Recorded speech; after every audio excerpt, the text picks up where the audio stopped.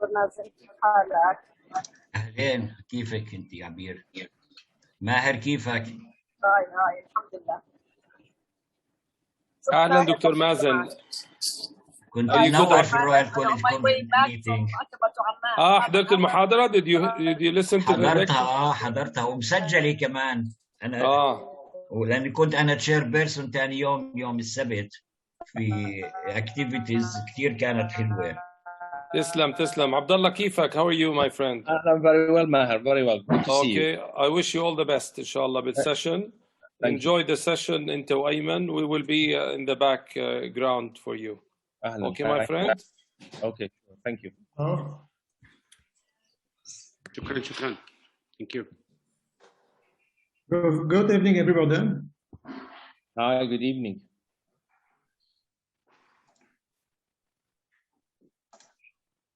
Hi Bob, how are you?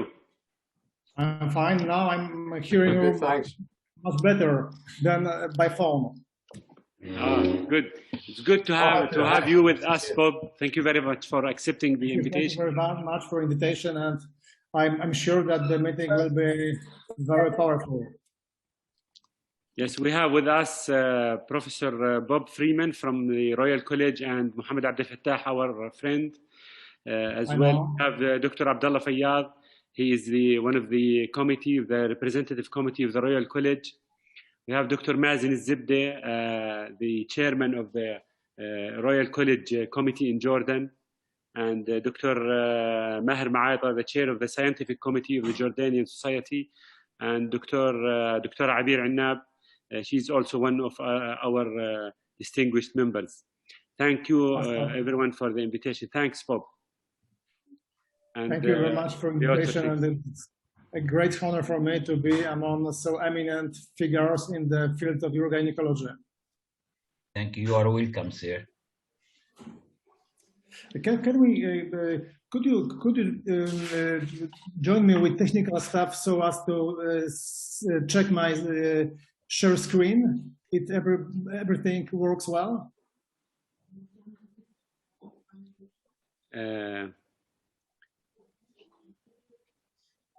Do we have for technical reasons? I would like to check if I can share my screen without any problems. Yes. Is it possible? Yes. Try to do share screen, and I will ask the organizer to go ahead. Okay, desktop. So.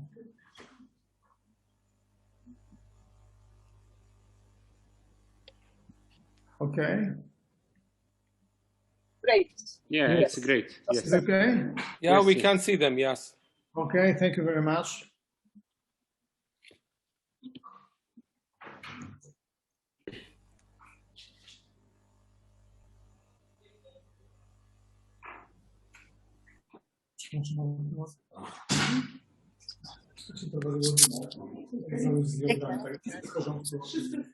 Ayman, how are you, my friend? I'm good. كيفك ماهر؟ شو أخبارك؟ تمام حبيبي. Enjoy the session. I hope everything will go well for you. Thank you. إن شاء الله. Thank you very much. Okay, sir. أيمن يعطيك العافية، عبد الله يعطيكم العافية. أهلا عبير، أهلا كيفك؟ الحمد لله تمام. Good to hear from you. دكتور عبد الله، دكتور أيمن، نبدأ؟ بس بعت لنا رقمك يا إبراهيم، أو خليك معنا عشان إذا صار أي تكنيكال بروبلم حاول تسولف على السريع يا حبيبي. هو معكم أيمن معكم. أيوة خلاص أوكي. أطول معك أطول هو. Okay. Bismillah ar-Rahman ar-Rahim. First, thank you all for being here this evening. This is a webinar on urogynecology. First, we'd like to thank the drive and the effort of both the Jordanian Society of Obstetrics and Gynecology and the International Representative Committee of the Royal College of Obstetricians and Gynecologists in Jordan, Palestine, and Syria for taking the time to prepare these very valuable webinars, which keep us all up to date with what's going on in the world, give us a chance to learn, exchange experience, etc. The second, I would like to thank our great speakers tonight. I mean, they give up some important time to be with us. Tonight is the big game of England versus Scotland, and I think they kindly agreed to be with us despite that. We have a very eminent Scottish speaker who lives in England, and we have got a very eminent Egyptian speaker who lives in Scotland. So surely they all need to be there at some stage. Without undue delay, I'd like to introduce the first speaker. It's Professor Bob Freeman. Now, just before I talk about Professor Freeman, I'll just talk about questions and answers. I'm sorry, I should have mentioned this earlier. If any of the attendees have questions, bring it up in the question and answer Q&A section down on the panel of the Zoom and the Q&A. When you write down your questions, the chair of the session will write the questions down. At the end of the lecture, we'll discuss the questions with the speakers, and then you'll hear the answer. So it is my great pleasure to introduce Professor Bob Freeman. Bob is a good friend and an excellent mentor. I consider him one of my mentors that made a major impact on me in my career. I always known him for his wisdom, his measured approach to issues, queries, complaints. He's very balanced. He has served as the president of the International Uroynecology Association between the years of 2015 and 2017. And before that, he was the president of the British Society of Uroynecology. And we worked with Bob when he had the vision and the drive to introduce two major changes. One was the accreditation of units that provide urogynecology services in the United Kingdom. And it was a huge mileage that was achieved under his mentorship.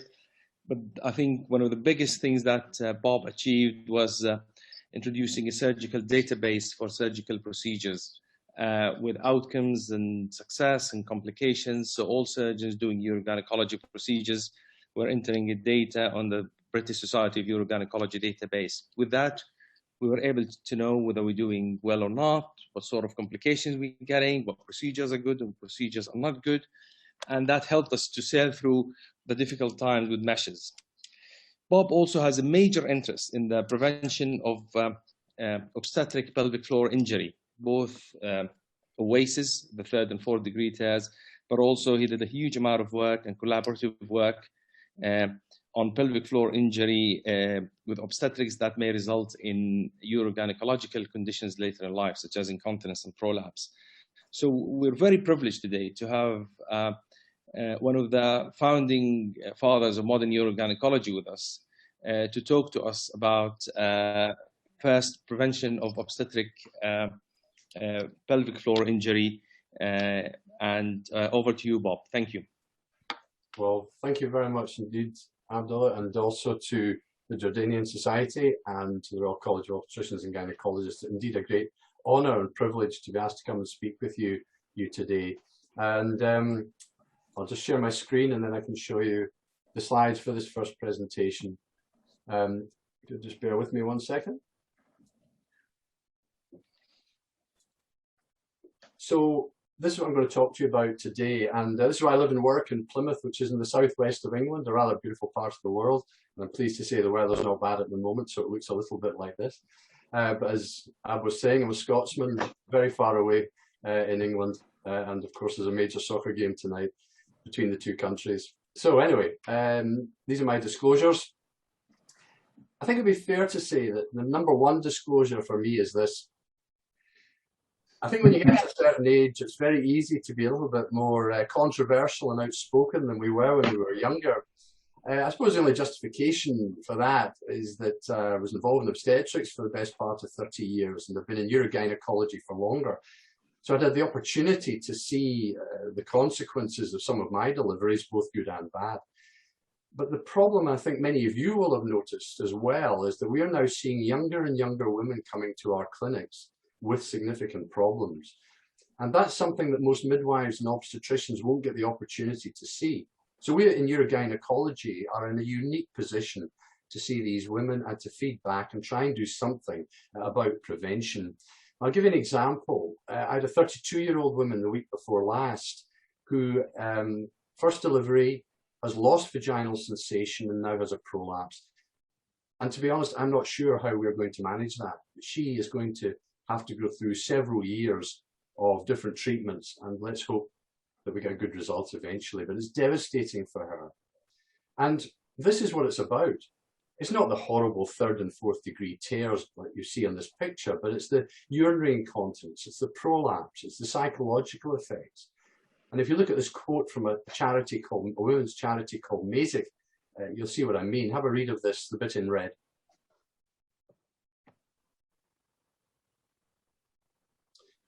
And of course, one understands that for many obstetricians and midwives, this may not be a priority compared with preventing stillbirth, preeclampsia, preterm labour, and so on. But it is a major problem for many, many women, large numbers of whom suffer in silence. And this is what women say after maternal birth trauma. This is after a 3rd and 4th degree tear, and it's from the Birth Trauma Association. Again, you can read this yourself.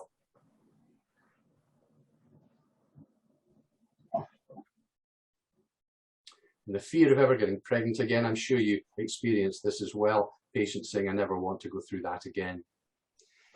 And these are the two charities. It's worthwhile looking up Masic. This was set up to help women who'd had obstetric anal sphincter injury, but other forms of birth injury as well. Have a look at their webinars on their website, masic.org. And they have women on there who've suffered injury as well as healthcare professionals, and they're good meetings. And Masic set up to try and help reduce the incidence, but also to help women have a forum where they can meet others who've been through the same problem, and the Birth Trauma Association likewise. So how common are these problems? Well, this was the report of the Chief Medical Officer in the UK, and most of my comments tonight are about UK, obviously. And she said that 33% of women experience urinary incontinence 6 weeks postpartum and 10% fecal incontinence. 10 years later, the corresponding figures are 20 and 3%. And as she said, this is morbidity, not mortality, but the number of women affected is enormous. And she herself, Sally Davis, has actually come out and said she's one of those women. So it's important we look at how we can prevent this. And to do that, we have to identify risk groups, explain those risks to the patient in a way they can understand without causing too much anxiety about the potential consequences. And one way of doing that is by providing individual risk that I'd like to talk to you about in a moment. But first of all, who's at risk? In our country, and I don't know if it's the same with you, but we're dealing today with a different obstetric population to the one we had 20 years ago. Women are older in their first pregnancy. The average age at first delivery has gone up. Weight, BMI, body mass index, has gone up with type 2 diabetes. And the birth weights have gone up, particularly at the heavier end of the scale. So we're getting bigger babies in women who are at risk. We're not getting bigger pelvises. So it's not surprising we're seeing damage to some of the pelvic structures, like, for example, the levator muscle here. I don't know if you can see my marker, but the levator muscle, the tearing of the endopelvic fascia, damage to the innervation, the pudendal nerve, and the anal sphincter as well. Now, most of these women will recover, but not all. And in those who are at high risk, they may go on to develop symptoms immediately and when they get towards the menopause. So let's look at some of the evidence regarding levator injury. There's been some excellent work done by Peter Dietz from Australia using ultrasound, but I'm going to tell you about similar work using MRI, just simply because the pictures look slightly better to me. The bottom left, there's a picture of a normal axial MRI and the red circular pubovisceral muscle, levator. And the next three pictures show you varying degrees of defect, either thinning or detachment, avulsion of the muscle. Now, Rona Kearney from Manchester did this work along with John Delancey some years ago and found defects in up to 10% of women after normal delivery, up to 33% after vacuum. But look what happened after forceps. Up to 71% had a defect. And they didn't see this after cesarean. Now, the problem with these defects is that they produce symptoms, particularly the major ones, with anything up to 35% of women having incontinence or prolapse in the first 6 to 12 months after delivery, compared with 15% who had minor injuries. And as I mentioned, as they get older, towards the menopause, the second peak, then you're going to see that incidence go up. So who are the women at highest risk of these? Again, older women first delivery and instrumental delivery. So what about the evidence for that? Older age at first delivery has been shown to be an increased risk of third and fourth degree tear, OASI, in labour caesarean, prolapse in the longer term, urinary incontinence and pelvic floor weakness. So they are a recognised at-risk group. What about instruments? Far left of the slide, when I was starting out, we did lots of forceps, that's in blue. And you can see how the rate went down as the von Tuss rate went up in the early 80s.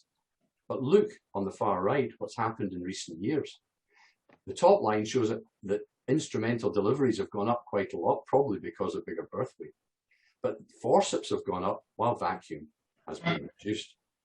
Why? Well, there's been no evidence base for this. This has just sort of happened. And when anecdotally people will say, well, because babies are bigger and if you've got fetal distress, it's easier to get the baby out with the forceps in a vacuum. And there's no argument with that. But if you've just got delay in the second stage, maybe vacuum's better because, and people maybe aren't aware of this, you're at much less risk of developing an OASI and pelvic floor damage and levator injury from a vacuum than you are with a forceps.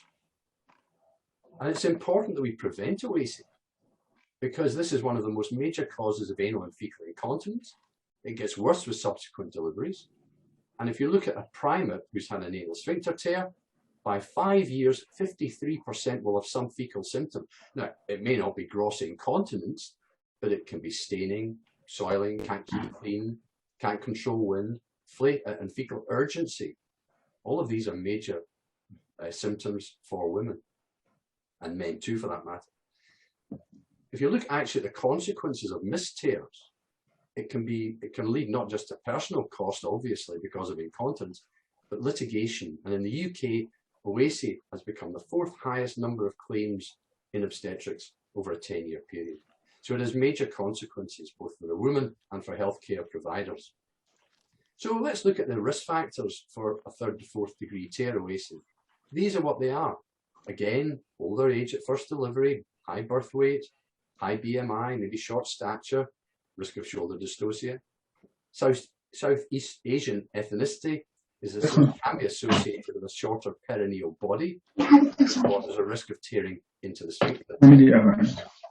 So if you're already at higher risk, is it appropriate then to increase that risk further by forceps or vaginal birth after previous caesarean or possibly water birth, all of which have been shown to have higher rates of OASI? Should these things be avoided? I think it's important that women who are at higher risk are informed of that and allowed to make choice. And if either avoid these or do something else. And one other something else might be this. It's called the OASI Care Bundle, which is a collaboration between the Royal College of Obstetricians and Royal College of Midwives to try and reduce the incidence of OASI. And it's based on the Scandinavian model. There are 4 parts to the care bundle: good communication, manual perineal protection using the hand grip you can see here. When indicated, an episiotomy should be done at 60-degree angle, well away from the midline, so there's less risk of the episiotomy extending into the sphincter. And at the end, a rectal examination to check for sphincter integrity. Now, this has been a quality improvement program in 16 pilot centres, which has recently been published in the British Journal this year, and showed a significant improvement in OASI rates in 55,000 women. And interestingly, there was no increase in the caesarean section or episiotomy rates, even having informed women about the consequences of fecal incontinence after an OASI. And it's now going to be implemented in another 20 sites in what we call OASI 2. So this should be made available, in my view, for all women, but particularly those at higher risk. So that's a bit about OASI. What about other risk groups for pelvic floor trauma in general? One group that interests me a lot are short women. And I don't know what it's like in your countries, but in ours, for some reason, short women get attracted to taller men. And seriously enough, there is evidence to show that the bigger the height difference between him and her, the higher the risk of obstructed labour and in-labour caesarean section. And this comes from a thing called the Millennium Cohort study by Stulp in 2011, where they showed you were twice as likely to need an in-labour section if you were short than tall. And the cutoff was about 1.6 meters. Now and that's also seen in Southeast Asian countries where women tend to be slightly shorter than European countries. And we know the risk of in-labour caesarean section. The risk is much higher and the costs are more than a planned caesarean. So that's the first risk for these short women. The second, shoulder dystocia. The shorter you are and the bigger the baby, your risk goes up exponentially. If you add into that being short and a high BMI, then again, you can see your risk of shoulder dystocia increases even further. So clearly we can see a risk group developing, an older woman, short stature, big baby, and high BMI. Also, they're at risk of long-term prolapse and incontinence. And this is a study from Sweden, 20 years after one delivery only. They got this from the Swedish birth registry. 4,000 women only ever had one baby, and they looked at them 20 years later, found that those women who were short, less than 160 centimeters, or a baby more than 4 kilo, were twice as likely to have symptoms of prolapse, 24.2, symptoms of prolapse and incontinence, and symptoms that had lasted for more than 10 years that they just put up with, 3 times as likely, compared with women who were taller with a smaller baby. So here's another risk for these women long term. So how do we manage them?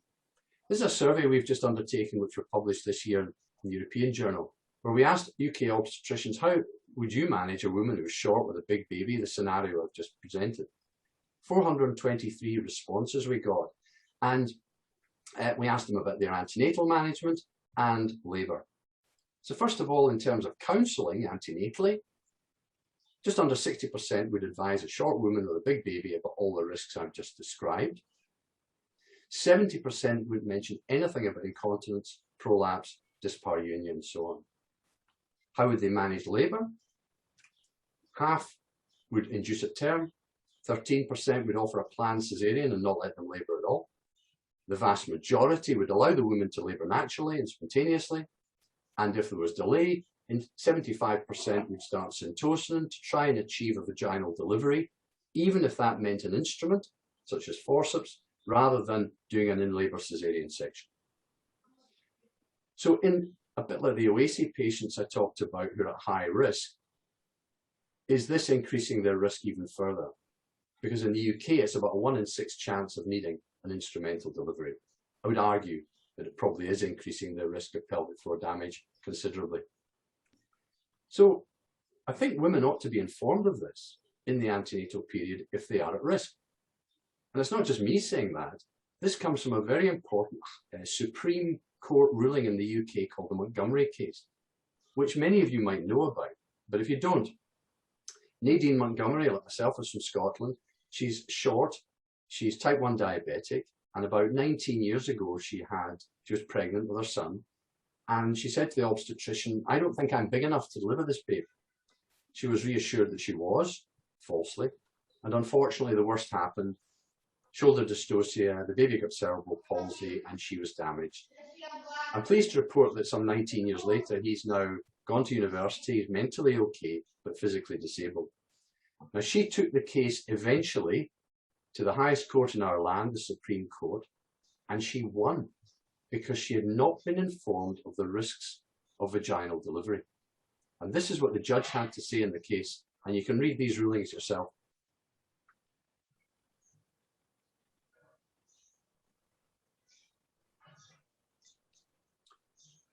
And for the first time, somebody had actually mentioned the risk to the mother.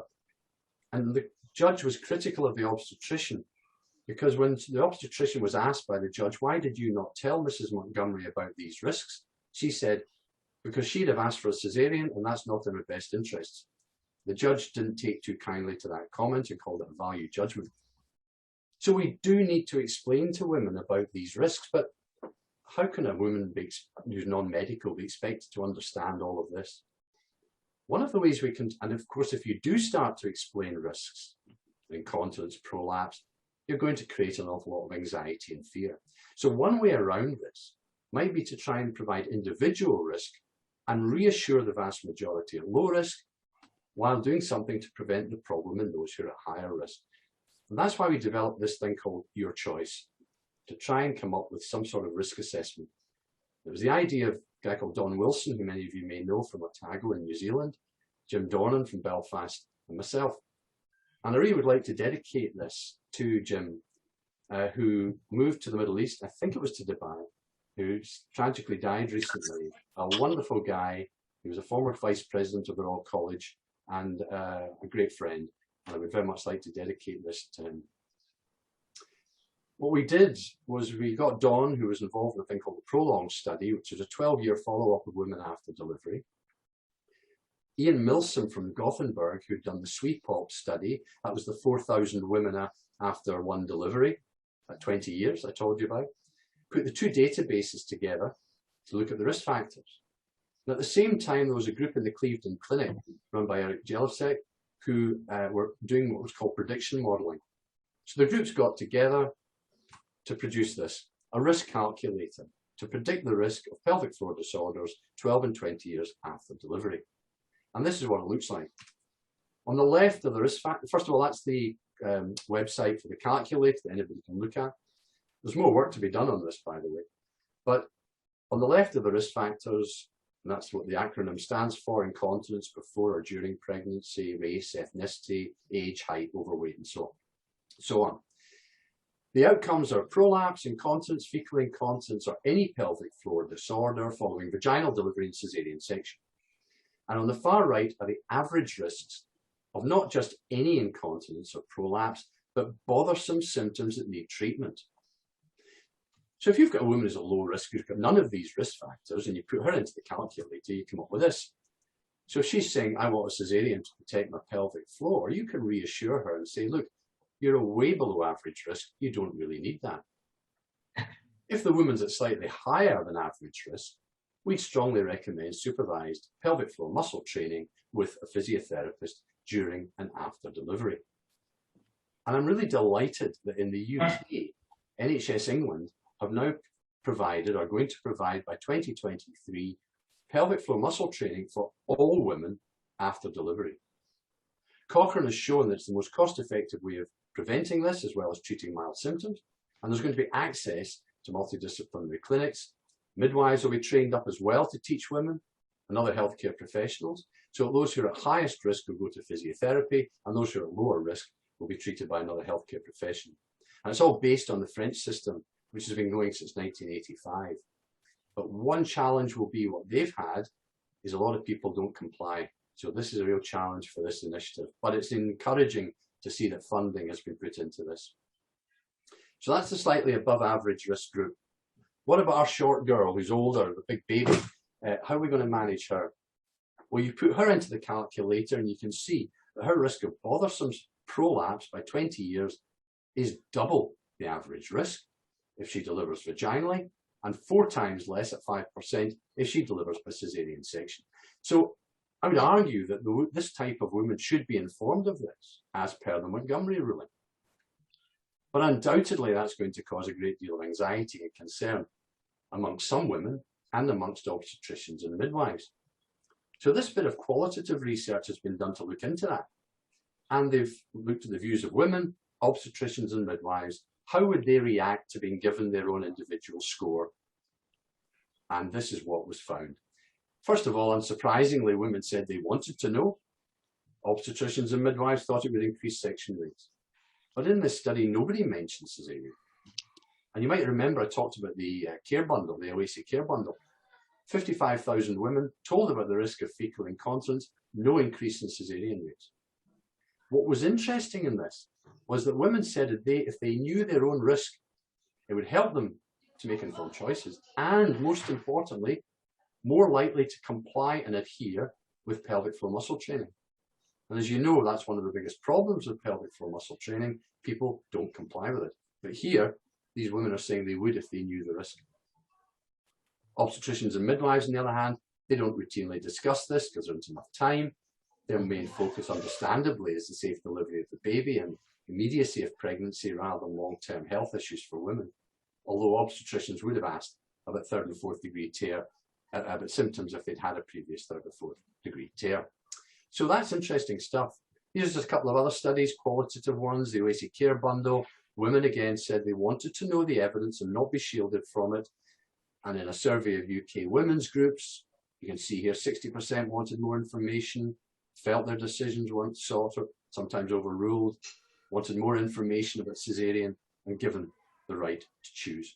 So it would appear from all of this that women are not really being informed about the risks, certainly in this country. Of course, there's anxiety that if you start telling women about the risks of forceps, they're going to say, well, I don't want a forceps, thank you, I want a caesarean. And it highlights the need for training of all obstetricians in both forceps and ventouse, so that if there's a severe fetal distress, you can use forceps. For everything else, it could be ventouse. I've said there's no evidence that caesarean rates are going to go up, but it might seem intuitively obvious that some women will get anxious and will ask for that. So the question is, does it work? Does it prevent incontinence and prolapse? Well, this biggest study, systematic review, suggests that planned or elective caesarean section does prevent long-term urinary incontinence and prolapse, and obviously OASI, but not fecal incontinence for causes other than OASI. So the evidence would seem to suggest that it does seem, particularly for prolapse, to be preventative long-term. Now, if we start to say that, and ask, are women going to start asking for caesarean? What will the response be? This is a group called Birthrights in the UK, who said that when they ask about caesarean, they feel that there's a tendency for the risks, as they put it, to be emphasised or exaggerated. Is there any justification for that view? Well, there might be. Let's look at the risks of planned caesarean. Placenta accreta, a very major obstetric emergency. I'm not minimising the risk, but it is uncommon. Don't forget that today in the Western world, most women are having between 2 and 3 babies. So if they have both, say by planned caesarean, the risk of an accreta in the second pregnancy is about 0.24%. Obviously, that is a concern. If you're doing lots of caesareans, then you're going to end up with more placenta accreta for the obstetrician to deal with. And it highlights the need for good antenatal diagnosis so that we can prevent the hemorrhage, which is the major cause of death, the undiagnosed accreta. But for that individual woman, the risk is low. And that's what we have to explain. What about these risks? These are often portrayed as reasons not to do caesarean. These are statistical associations, and weak ones at that.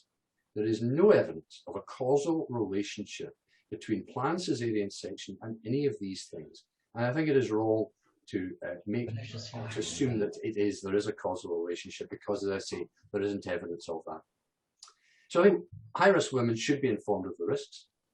It's a balance. Some people say we shouldn't offer caesarean to prevent pelvic floor dysfunction in those at-risk women because we don't know for sure the long-term risks. That's a bit like saying we shouldn't offer the COVID vaccination because we don't know long-term risks. It's a balance, and the women should make an informed choice. Of course, amongst obstetricians and midwives, there'll be major anxiety about caesarean section rates and pressure on them to keep those rates low. But I'm encouraged in the UK by a recent inquiry into maternity safety, where the previous health minister has said this, and you can read this yourself.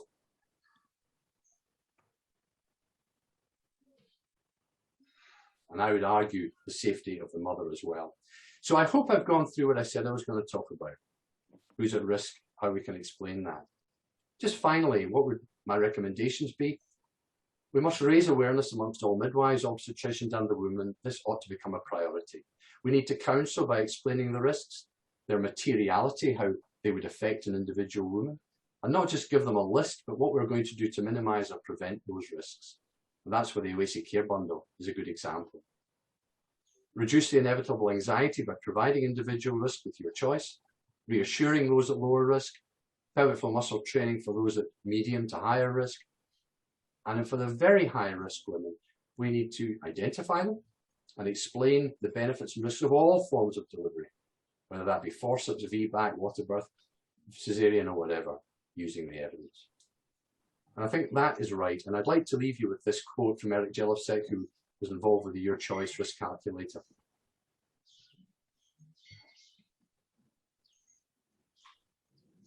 And I think that's very true. Thank you very much. Thank you. Thank you, Bob, for a great presentation. So just for all attendees, please, if you have any questions, do send them out in the Q&A at the bottom of the screen. In the meantime, I've got one question, Bob, if I may. Is it true that the biggest risk of pelvic floor damage, let's say for risk of incontinence and prolapse later in life, happens in the first delivery? Yeah, I think there's good evidence for that. The first delivery is the highest risk factor for pelvic floor injury. Multips, yes, obviously with things like OASI, subsequent deliveries, there's about a 5 to 7-fold increased risk of an OASI. If you had an OASI before, of it happening again. So levator damage, yes, but not to the same magnitude as you would get with the first delivery. Because we get women who come and say, well, I've developed this prolapse following birth, and it's just the dilemma is, how do you manage this woman? Do you just she ask you, shall I get pregnant again? If I get pregnant, how should I deliver? And all that, because what you've discussed, we see a lot of it in the Middle East, I'm saying. Yeah. So it's a challenge, and you could tell them that the biggest risk happens. She may say, well, I can manage now this prolapse incontinence, but I'm worried it may get worse. So is there any evidence on that? Repeated deliveries where it may happen? Well, as I said, with the OASI, yes, there's increased risk. And I think if somebody's already got a prolapse and you put them through another delivery, vaginal delivery, then there's an increased risk of that worsening with time. I think your choice risk calculator is quite a useful thing to do. What I would tend to do is women who come to me with the same, we get exactly the same as you, I'd put them into the calculator and show them their individual risk. And if it's very low, then I would say, well, look, the chances are low of long-term problems. Therefore, I would say go ahead and deliver vaginally. Okay. We've got a question saying, what advice to mother to do in pregnancy to reduce pelvic floor disorder? What advice to give them? Yeah. I think the answer very clear. Well, losing weight is a modifiable risk factor. There's not much you can do about age or pelvic floor size or stature, but pelvic floor muscle training, and that's what I was saying, is going to come in the UK like in France. I think that's really an important thing, to make sure they know how to contract the pelvic floor and do exercises throughout and afterwards. And is that a supervised pelvic floor exercises, or? I think that needs to be supervised. I think if only that someone does what's called an Oxford score to assess the pelvic floor contraction to make sure the woman is doing them properly, and then to motivate them accordingly. I think just to give someone a leaflet and say, go and do these, has been shown not to be very helpful, because many women don't know if they're contracting the pelvic floor or not. So they do need to have a vaginal examination to assess the pelvic floor contraction. Okay, we've got another question here. It says, do you think it is the time for obstetricians to put high-risk women for pelvic floor injury to the list of indications for primary elective cesarean section? That's an extremely good question. It's one that I think, again, this is where your choice is quite useful. If that woman, as I showed you, if you take a combination of those risk factors, she's older. If you've got a woman who's, say, 38, 39, IVF pregnancy, she's never going to have another baby. She's short. She's got a high BMI. She's got type 2 diabetes. You think this baby's quite big.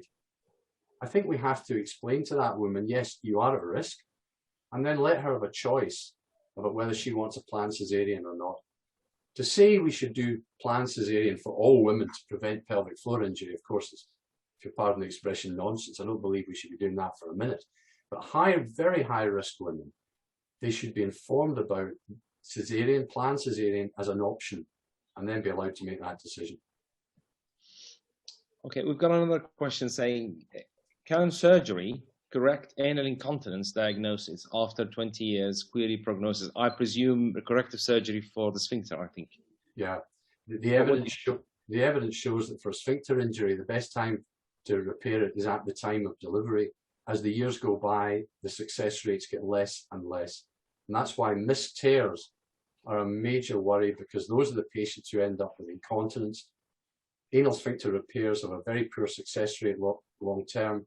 And some of these patients need things like sacral nerve root stimulation and so on. So yeah, the time to do it is as early as possible after the injury. So identification and repair is key.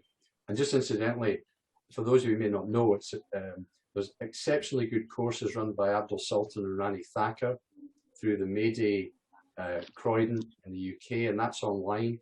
And they have regular courses on how to identify and repair. And I think all obstetricians and midwives should see that.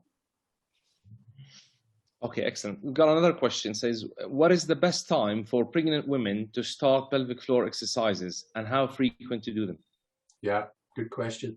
I would say, you know, it should be part of antenatal care almost from the beginning. I think the important thing is once they do them during pregnancy, and there's no evidence to suggest it causes any difficulty with labour. We did a study on that which showed it did nothing, no adverse events. And then immediately after delivery and carrying on. So I think from as early as possible. In fact, even pre-pregnancy is not a bad thing. Okay. Now, I've got another point to bring up. Maher, are you there? Maher, Michael. Maher? Okay. So basically, Jordan is one of Yes, the first... Abdullah, I can hear you. Yes, go ahead. Yeah, one of the first countries in the Middle East, probably the first one who had a maternal mortality report that was recently published by the Ministry of Health. And unfortunately, they found, actually, the guys did a huge amount of work, that the leading cause of maternal mortality in this country is hemorrhage. And they attributed part of that to placenta accreta spectrum. We did a workshop on this a few months ago, or actually just before COVID, and we found that there is a plethora of cesarean section in this part of the world. And as I said in my correspondence with you, we've got women who has delivered 3 normal babies and you find a C-section. So we are in this dilemma of where do we go? Do we put a woman potentially who's probably short? I'm sorry for being a bit the devil's advocate here, but 23-year-old, short, big baby, she want to have 3 or 4 kids through the risk of possible placenta accreta and death to negate something like stress incontinence or prolapse later in life. It's a difficult one. So I don't know, Maher, do you want to just add to this and let's hear what Bob says about that? Well, I think as I said during the talk there, that most women today are having between 2 and 3 babies in developed countries. So if you have 2 babies by cesarean, the evidence suggests the incidence of accreta is 0.2%. Of course, cesarean rates are going up. But if you actually look at why the cesarean rates are going up, it's because of in-labour cesareans, not planned ones. So, yeah, of course, any woman who's had a cesarean, I actually think we should be scanning these women in the next pregnancy to see if there is any evidence of accreta. So the problem is the deaths arise from undiagnosed accreta, and the hemorrhage comes from that. If you've got in the middle of the night, an emergency situation, if you know someone's got an accreta, then you can do a planned section, you can have everything in place to prevent hemorrhage. And I think that's what we need to be doing. Abdullah, I just want to add that during the analysis of our data, I mean, our maternal mortality rate is around 30 for 2 years. So we're higher than the UK, definitely. The first report, 29.8, and then 30 per 100,000. So we're working hard to reduce it. We have guidelines, protocols, and things. But what's interesting, what came out of the analysis of some of the data is that 60% of the maternal deaths were associated with cesarean sections. So that's something that we need to look at. Is it the surgery? Is it the high-risk woman we're dealing with? Is it the setting of the surgery? Is it the anesthesia? So all these things are very important. We need to analyze them and look at them. But I agree with Prof. Freeman that we have to be careful. We have to counsel ladies, and we have to be careful about obstructed labor because that's a major problem as well. So we have to get the balance right between offering a cesarean section, advantages, disadvantages, and at the same time making sure that we're delivering those ladies safely in Jordan. Thank you. Yeah, thank you. One last question I think I may give. This is from somebody. It says, if patient develops second-degree perineal tear in the first delivery, so what do you prefer to do, cesarean section or vaginal birth and subsequent delivery? I mean, a second degree or third degree tear?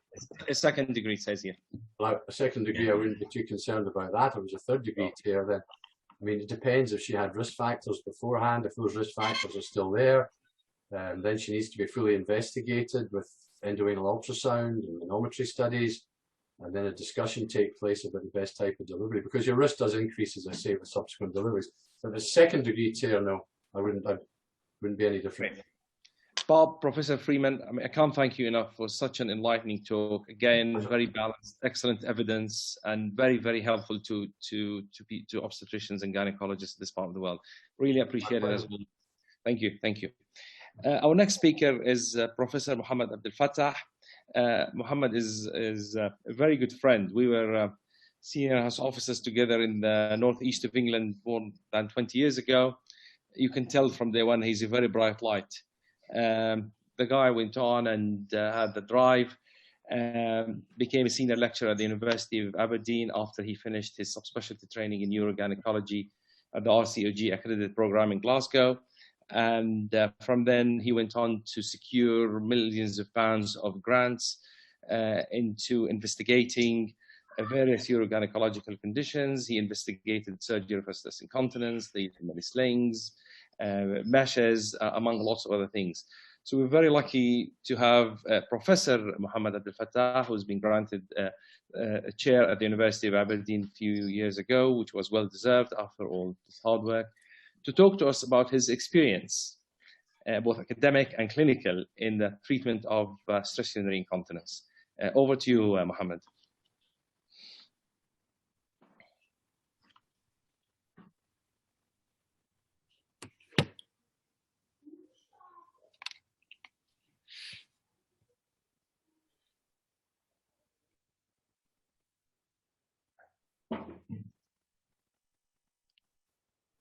Dr. Muhammad, can you unmute your microphone, please?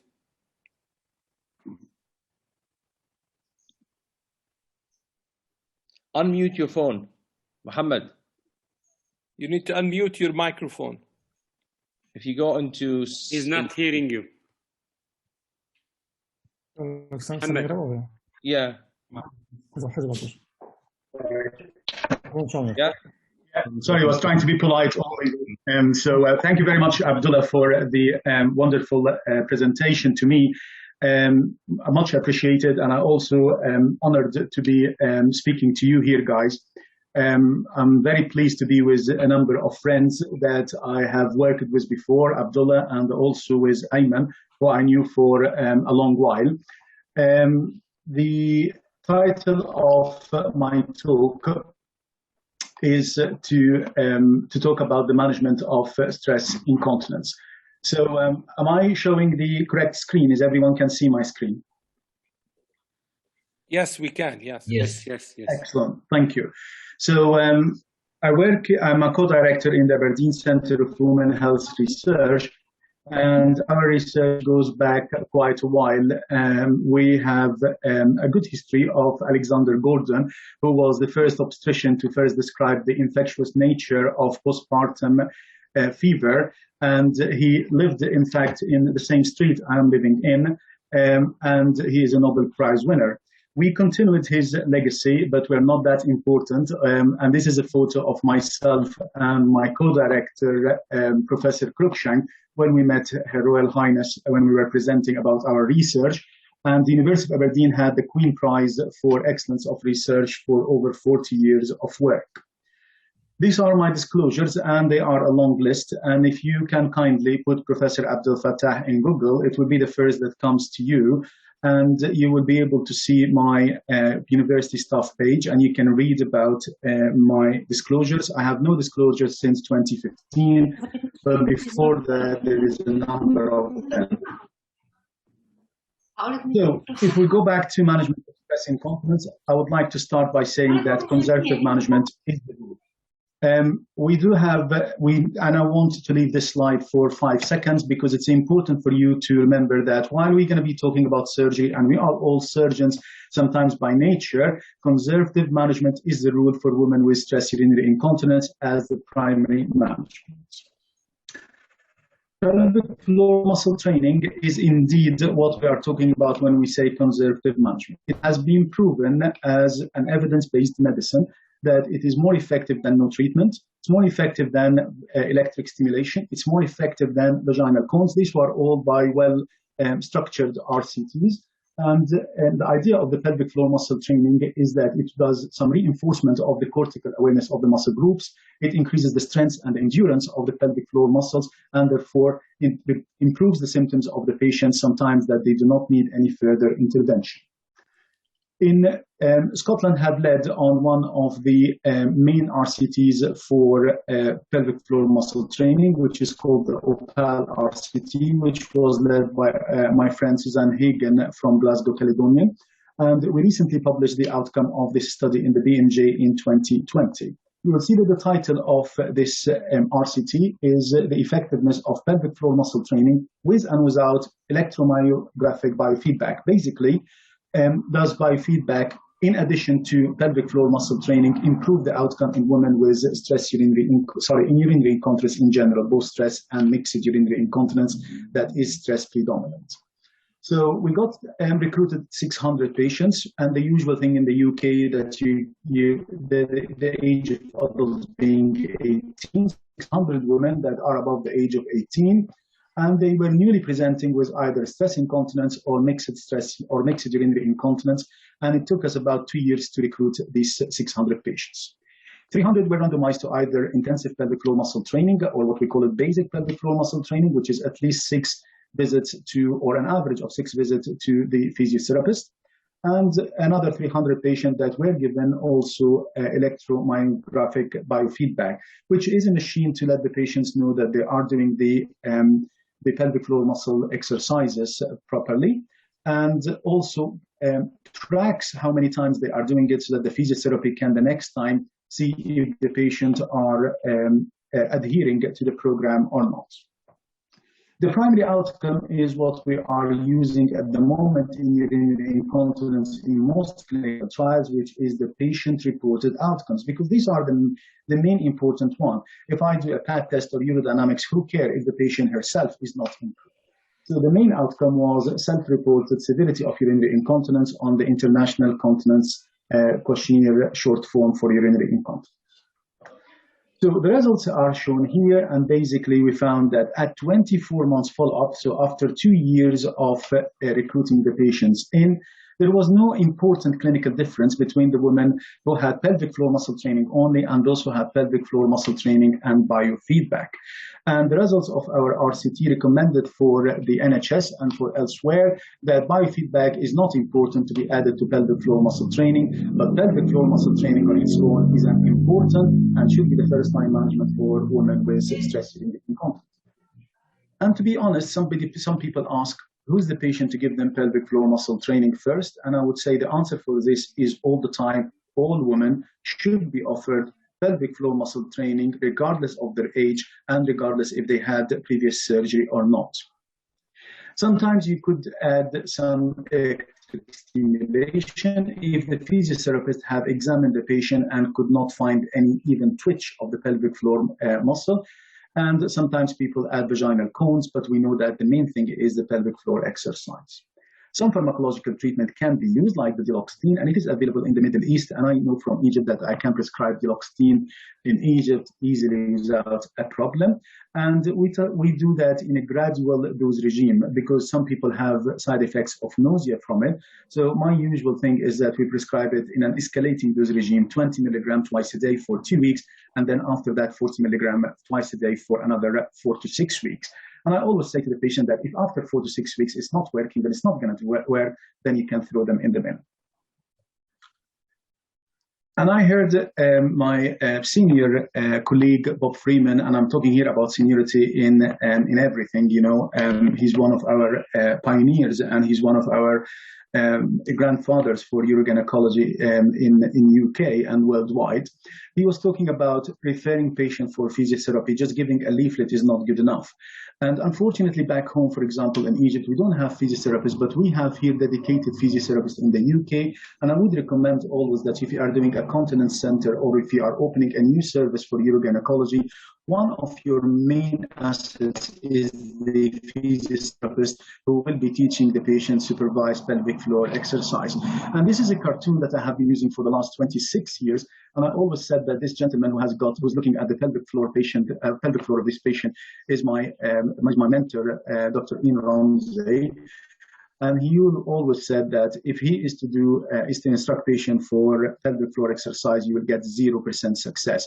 But if you get a physiotherapist, then you get around 60% improvement rate. So, summary, conservative for this part, conservative management is the rule, must be offered to all women, and should be completed before contemplating surgery.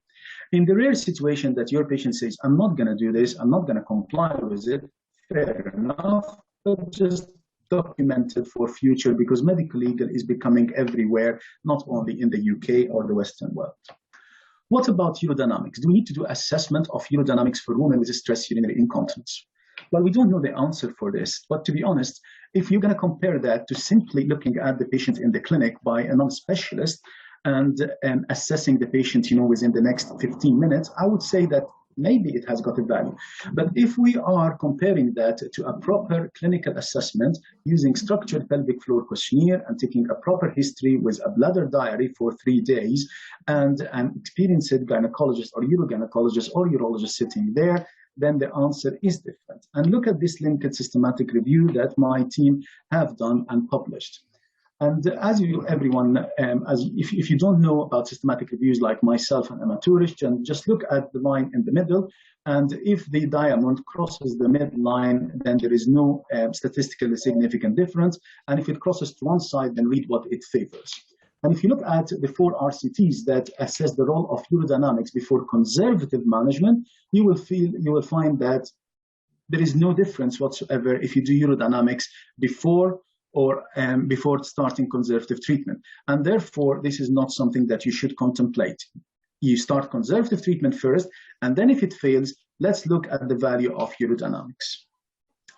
What about urodynamics prior to surgical treatment of stress incontinence? There are about 6 RCTs with over 1,000 patients that has been involved with there. And again, look at the midline there, and you will see that the diamond is crossing the midline, and therefore we found that the urodynamics did not improve the patient outcomes after surgery.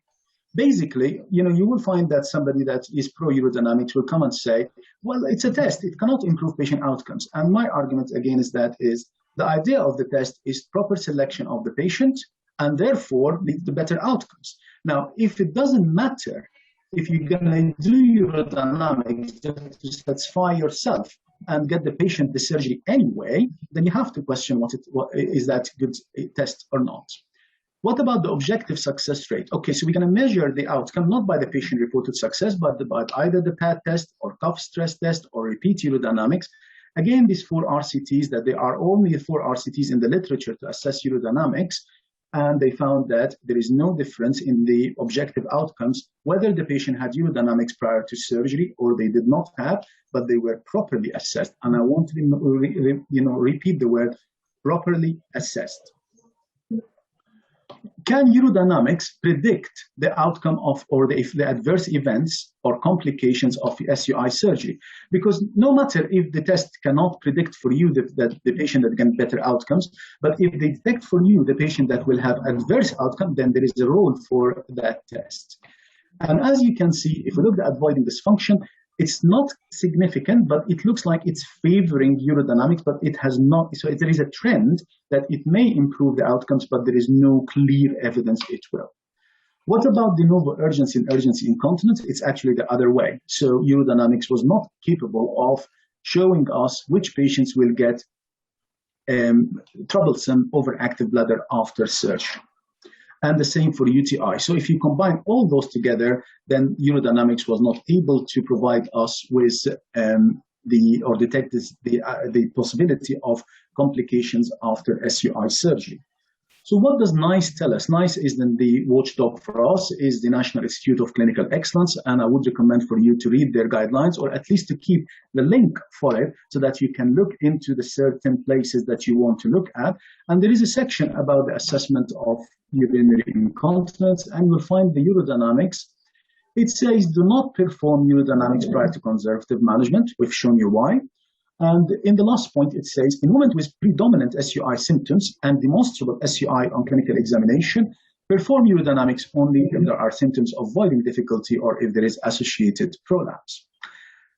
Although this is the recommendation of NICE, I don't think it is universally followed in the UK, and most people are still doing urodynamic investigation in order to cover the fact that it's a very short time that we're allowed to spend with patients in the outpatient clinic, around 20 minutes or so, and that's not enough to properly assess the patient.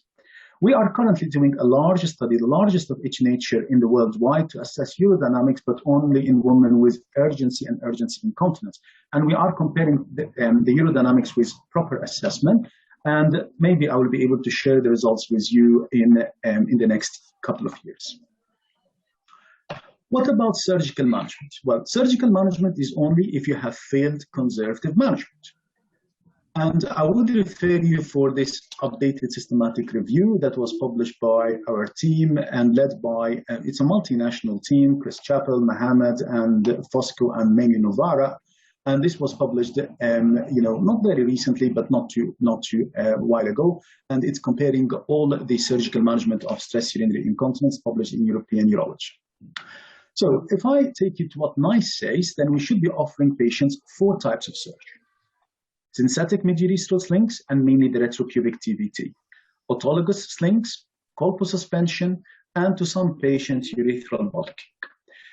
I'm not going to go through the midurethral slings in details because they continue to be suspended in the UK, and I know that there will be a talk about the controversies of mesh later in this program.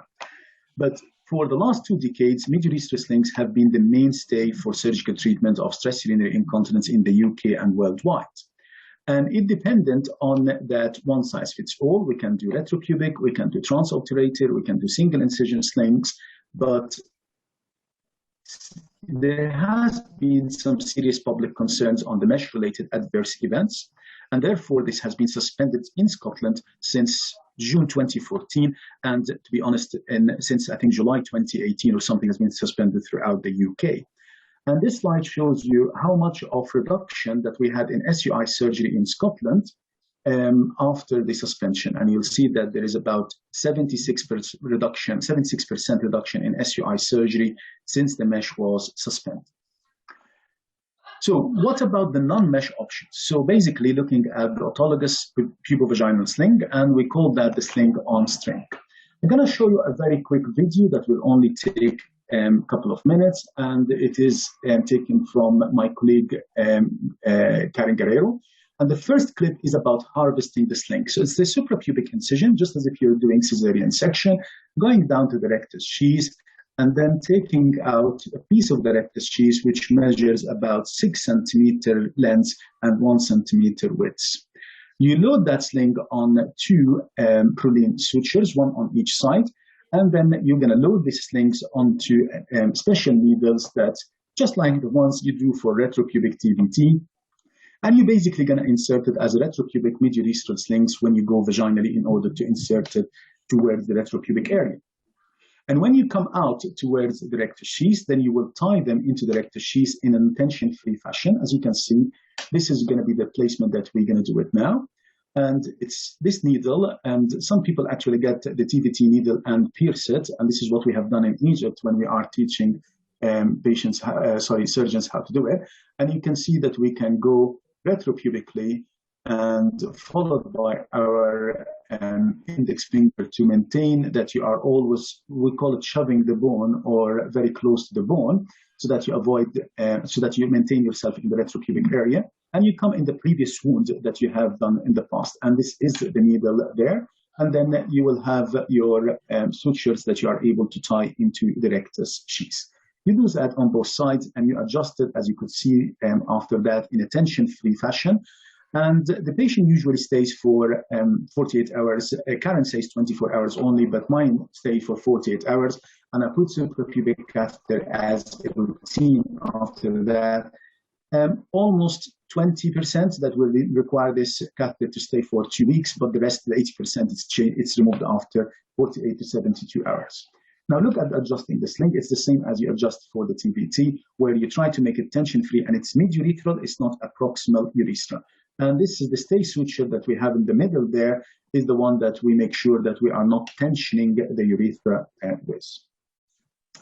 So what evidence do we have? And I'm really embarrassed to be here as a professor of urogyne and say that we only want to have RCT that compares the sling on a string to the TVT. And if I show you the success rate at 1 year, at 1 year versus 10 years, you will see that the TVT was 93 versus 73%, while the autologous sling was 90% versus 75.4. So it's quite successful up to 10 years follow-up. And the interesting thing about this study that the pain was not reported by patients in the TVT group, but they were reported by the patient of autologous sling as 3.6%. A bit of an interesting observation. So what does Cochrane say? Cochrane looked at 26 RCTs for women undergoing autologous fascial sling, and when they compared it to Colpo suspension, they found that Colpo and autologous fascial sling do not have too much difference between them, and they have a similar cure rate at 1 year, but Colpo suspension had a lower risk of voiding difficulties and a higher risk of prolapse after surgery. What about if we compare it to midurethral slings? Well, almost similar efficacy between the RCTs that have been reported, but shorter operative time and shorter hospital stay, obviously, with the midurethral slings. Colpo suspension. A lost art. A lot of people used to do Colpo suspension. My mentor used to say that he used to do 3.5-day list on a Thursday morning. And it's a very simple operation. I call it the 4 stitches operation, 2 on the right, 2 on the left. And I'll show it to you here quickly on laparoscopically, where Abdullah Fayyad will be one of the pioneers, or the people that are able to do that very proficiently. You open the peritoneum in order to reach the bladder, and you reach the bladder from top. And you do, your finger or your assistant finger is in the vagina so that you're going to dissect the bladder to the midline, as you could see. And once you see the white tissue, then this is the vaginal tissue at the level of the bladder neck. And then you're going to take 2 sutures on each side, and you're going to attach that suture into the iliopectineal ligament, and then you'll make hammock elevation of around the bladder neck. So this is the suture you're taking into the vaginal wall, and the catheter balloon is the one identifying to you that you are where you want to be at the level of the bladder neck. Going with the suture through the iliopectineal ligament and tying it with leaving a space, and this study was from Plymouth. I think it was Luigi Pompieri and Bob Freeman, where they showed that you should leave about 1 centimeter between the iliopectineal ligament and your suture. Don't get a tight iliopectineal ligament to reduce the chances of voiding difficulties. It's one of the most studied operations in our history, and I'm not going to go into details into it, but it's the success rate for it. You could expect 70% to be dry at 5 years following the Colpo suspension. Only thing you have to remember is about 25% risk of posterior vaginal wall prolapse within the first 5 years. If you compare it to midurethral slings, then they are equally successful, but there is obviously some higher morbidity and complication with the Colpo suspension. Laparoscopic Colpo suspension, when we compare it to open Colpo suspension, it almost have a similar patient-reported success rate, and obviously lower or shorter hospital stay, and there has been some lower risk of complications. It could be slightly more effective to do laparoscopic Colpo suspension, but there is no clear cut about the cost effectiveness.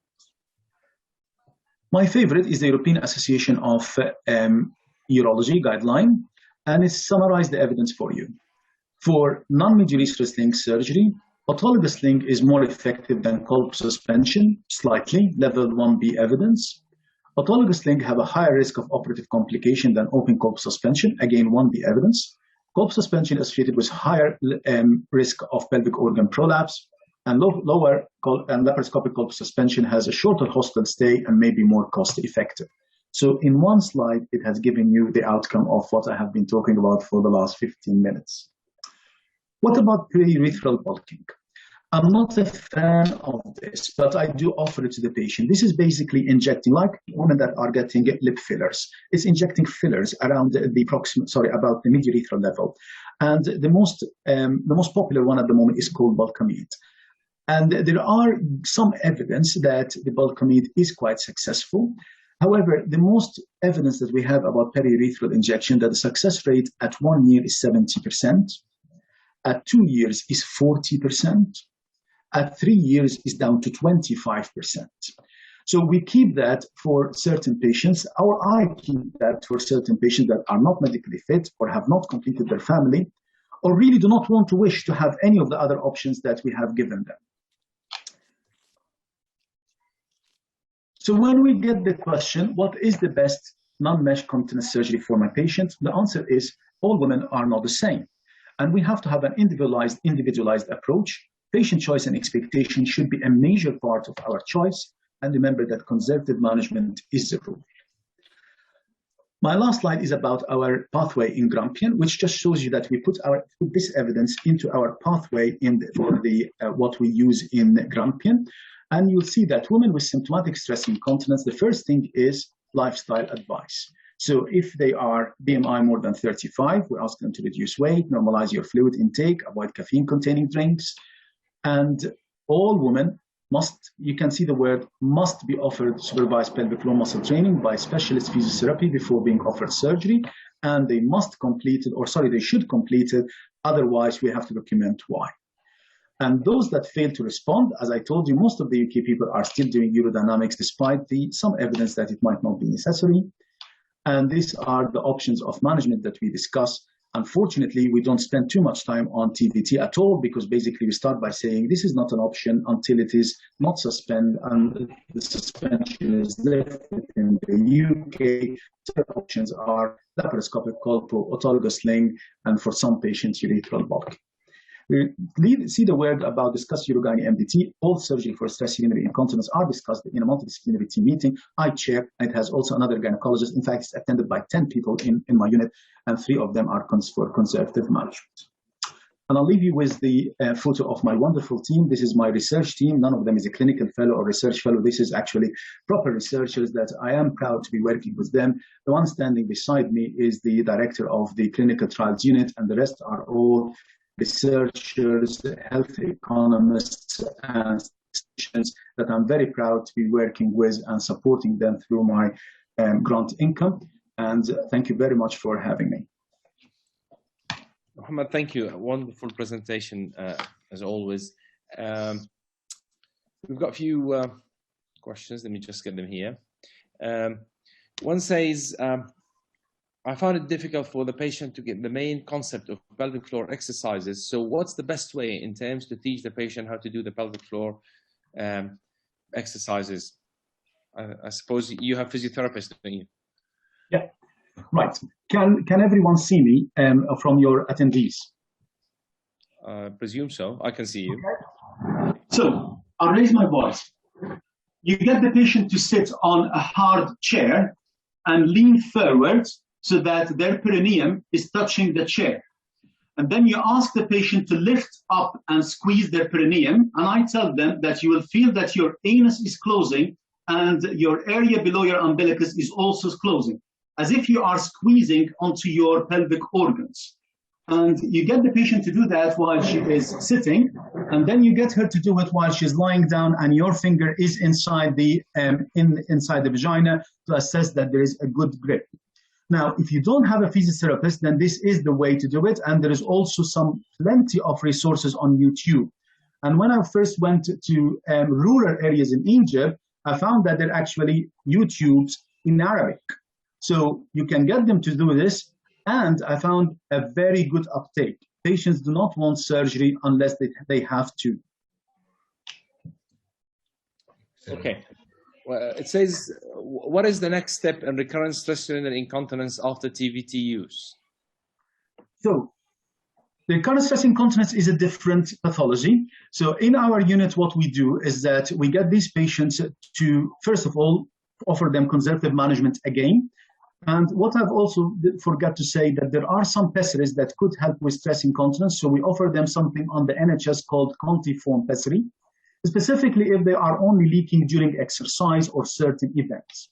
But if a patient that has been leaking, like a failure of the previous continence surgery, does not have any erosions, we will go for a cystoscopy to make sure that we don't have any complication from the previous surgery. We will go for urodynamic investigation, including urethral pressure profile, to look at the maximum urethral closure pressure and why the previous surgery failed. It's a very successful surgery usually. And if we prove that we have a stress urinary incontinence, and a normal MUCP, then if she wishes surgery again, then the options are colpo, autologous sling, and urethral bulking. If she has an ISD, then we take the colpo out, and the two options are autologous fascial sling or urethral bulking. Usually my patients that had surgery before are either elderly or average age. The elderly usually opt for urethral bulking, and the average age would like to get the big hammer out and have the autologous fascial sling. There's another question saying, is synthetic mid-urethral sling still the procedure of first choice in the rest of the world? So I can only talk about the UK as a very updated person on the UK, and I would say to you that no, it's not. And the reason for this is that there has been a very big debate publicly and by the media and by the lawyers and by the clinicians on the safety aspect. So at the moment, even if you want to talk about it, there is no point. Why would you talk for the next 20 minutes about a controversial issue in your clinic if it's suspended? I'm aware that the British Society of Urogynae are making a representation for the Department of Health for restarting of mid-urethral slings under strict conditions. We will wait to find if that still becomes a popular choice with our patients or not. There has been a recent survey of the clinicians, and it seems like in the past, everyone was doing mid-urethral slings. So I'll give you a quick numbers. Out of 100,000 procedures done, continence surgery done in the UK, in England and Wales, in 10 years' time, 98,000 were mid-urethral slings, and around 2,000 or so were all other surgery. And that was in 2008, 2009. Now, the numbers obviously will have to rise for the colpon autologous. They are rising more for the urethral bulking, but the proper answer for this question will be when we if and when we reintroduce it, we'll find is it still a popular choice or not. I can tell you that lots of patients coming to the clinic do not want to hear the word mesh from how much they have read in the news about the possibility of bad outcomes. I'm not really aware in the States but I'm also aware that mesh has been an issue in Australia, in New Zealand, and in some European countries. I mean, I must admit there are concerns in Jordan that I find people putting tapes in inappropriately.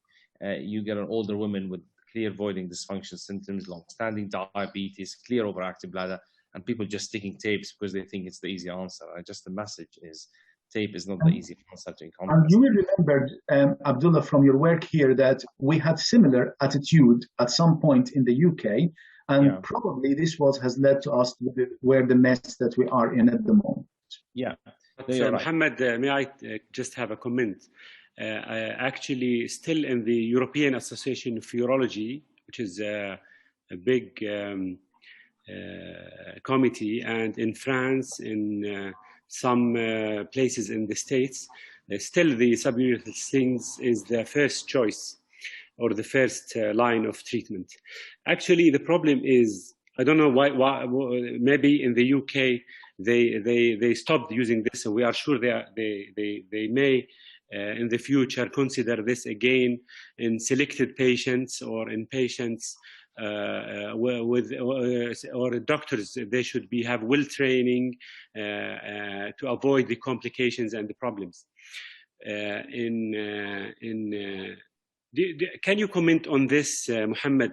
The doctor who did the procedure, if he's well experienced, if he has chosen the patient properly and did the urodynamics, used the proper type of slings, diagnosed properly, may this reduce the complications of the suburethral slings, Mohammed?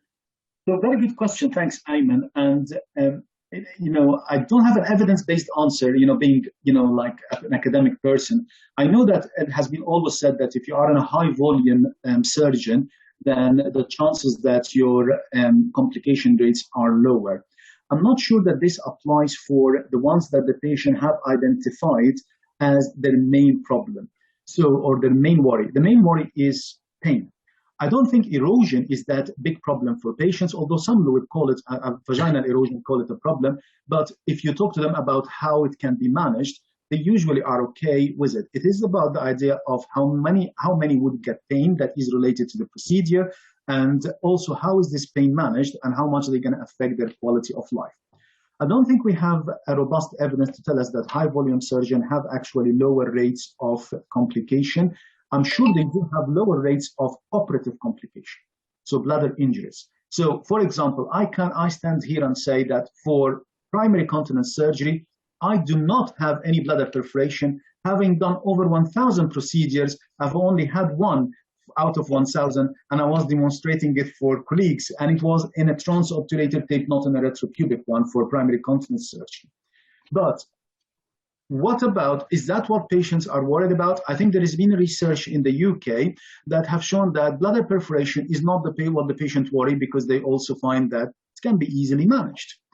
I think it is the long-term pain, and we're going to be publishing the results of the SIMS study in this summer, where it will show what is the rate of pain at 3 years following retropubic TVT, following transobturator tape, following single incision mini slings. And I can't tell you the result, but I would say to you that the people advocates of standard medial slings and retropubic TVT that are on my, this is a big team of 26 surgeons, they were very surprised to see the results. What patients reported on this result were completely different to what they thought for the last 20 years. Mohammed, thank you. Just one couple of questions. Is there any evidence on the type of sutures you use for colpos suspension, laparoscopic or open? Because there was a move from permanent to delayed approval like PDS. I'm not aware, I don't use PDS, and I'm aware that one of my colleagues down in Qatar it comes to the course that we do in Egypt for live surgery and has been using PDS. And I have been telling or informing the candidates that he is very good. He has his own audit, which also to answer some of Ayman's questions about, I wanted to say at the beginning when I'm talking to Ayman, if you have your own audit and you can be able to show the patient that this is my success rate, this is my complication rates, and basically if you can show that also on the longer term, then I think that in my opinion, should be the answer for your question, Ayman. And I'm sorry, I should have started with that. Do you use Ethibond? Do you use Ethibond? I use Ethibond, yes. Okay. We've got a couple of questions here quickly. In case of overactive bladder, for how long do you use anticholinergic treatment? So we have a protocol for this where we ask the GP to use 3 types of anticholinergics, one after the other, to choose the right one. And everyone is used for 4 to 6 weeks, except mirabegron, which is our third line, which is not an anticholinergic, but we usually use it a third line, which we tried for 6 to 8 weeks because this is what we found that it takes the time. How long do we use it then after that? Then I would say to the patient that you would use that for a stretch of 6 to 9 months and then stop for 2 to 3 months to see how you are, because Muslim and his colleagues have shown us that it is like the symptoms wax and wane. And I say you will lose nothing by seeing how things are after treatment for 9 months. And if symptoms recur back, please use it again. Can we use it on the long term? Well, there has been a very good study in the BMJ about the risk of anticholinergics that are used for urinary and for gastrointestinal, and they were higher linked than any other anticholinergic with dementia later in life. Okay. So before we close, just one last question. Since you put your sling on a string at the mid-urethra on a completely tension-free, why do you have 20% voiding dysfunction rate?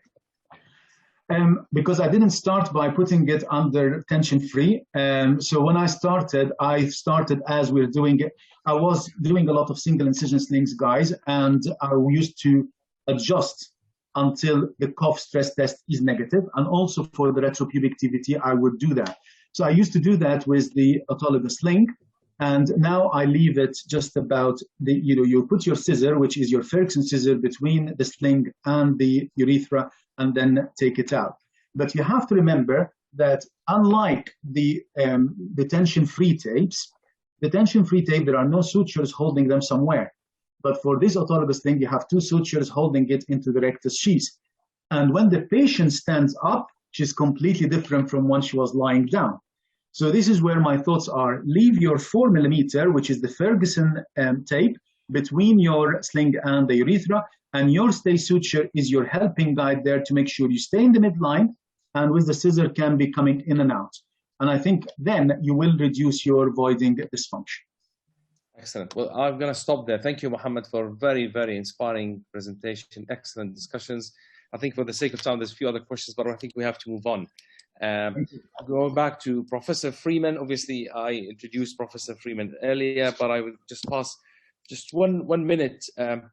Going back to 2009, we were doing a roadshow for the British Society of Uroynecology in Manchester, and Professor Freeman was at the time the chairman of the society, and he came, and it was one of the first few times we were shown polite skepticism, I would say, not than criticism, of vaginal meshes. And because the industry were rolling them out in the same way they were rolling the tapes.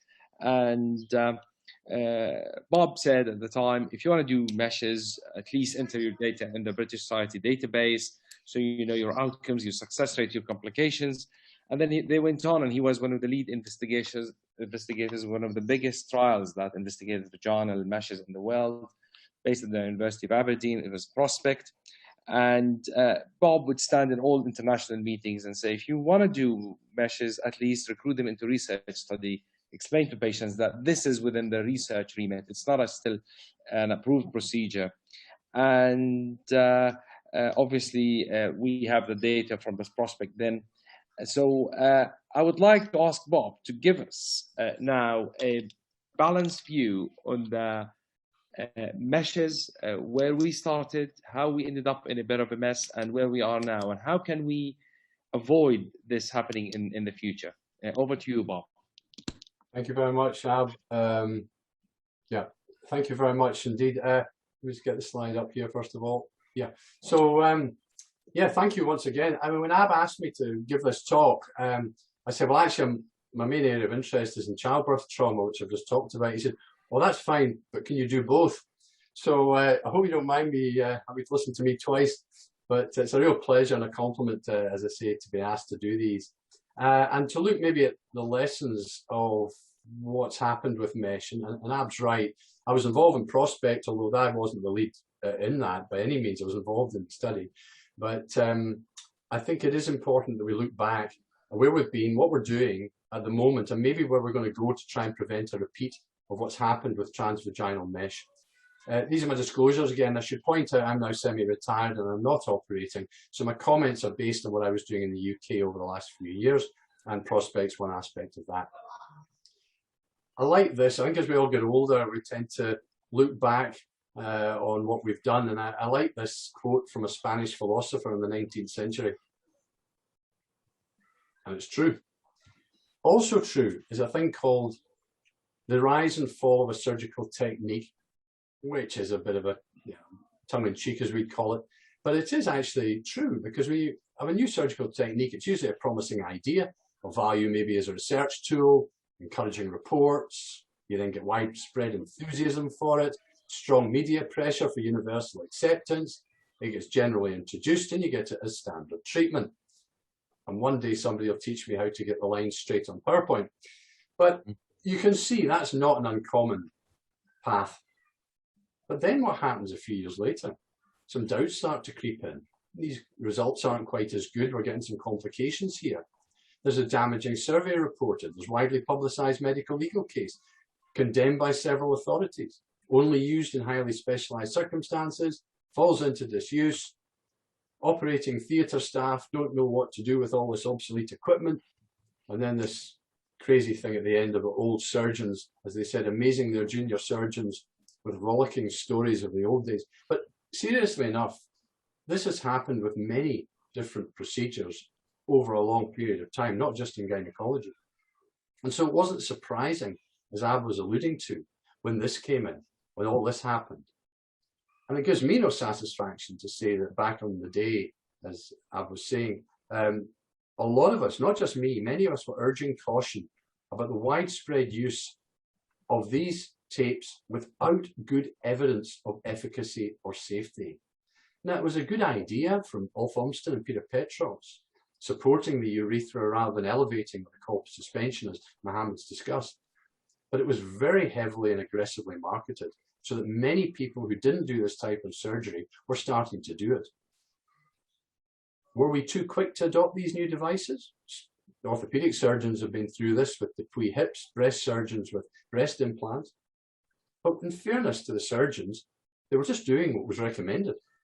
Because if we look in the UK, NICE, as you've heard about, in 2008 said clinicians should inform what we call our clinical governance lead. You'll have something similar in your own hospital. Ensure patients understand the uncertainty about the long-term outcomes and complications, that we provide patients with clear written information. And this, which Mohammed alluded to, and I think is the main message of this talk, I hope, is that you audit and review the clinical outcomes of every single patient having whatever surgery you're doing. Our regulatory authority, the MHRA, then said in 2014 that based on the evidence, the benefits in the use of these devices seemed to outweigh the risks and that there was no justification for them to remove them from UK hospitals. So at this point it appeared, yeah, okay. But MHRA also said there's a lot we don't know about audit. Nobody was auditing. Long-term patient outcomes, we didn't know. Improved reporting of adverse events and so on. And I honestly believe had we had that, a lot of what we subsequently saw would not have happened. And Mohammed will remember very well that we sat on a meeting with the Scottish Health Minister when this whole thing blew up with the Scottish mess survivors. And he asked the question, what's the results of every single TVT that's been done in Scotland in the last 5 years? That data couldn't be given. I believe had we had that information, none of what we subsequently saw would have happened. So audit is very important. I'll come back to that in a minute. But how did these procedures and devices come in the first place? In the USA, they have a thing called 510K, pre-marketing authorization. So a company that make a new device have to show that the results are substantially equivalent to what was already out there. But it didn't require safety data in those days. Now in Europe, you did to get what's called a CE mark. And that goes on any device, whether it be a washing machine or a hairdryer or whatever. But what the companies did over TVT was some would go to, say, a country in Europe where arguably their regulation and their stringency weren't quite as strict as maybe other countries in Europe. And they were given a CE mark.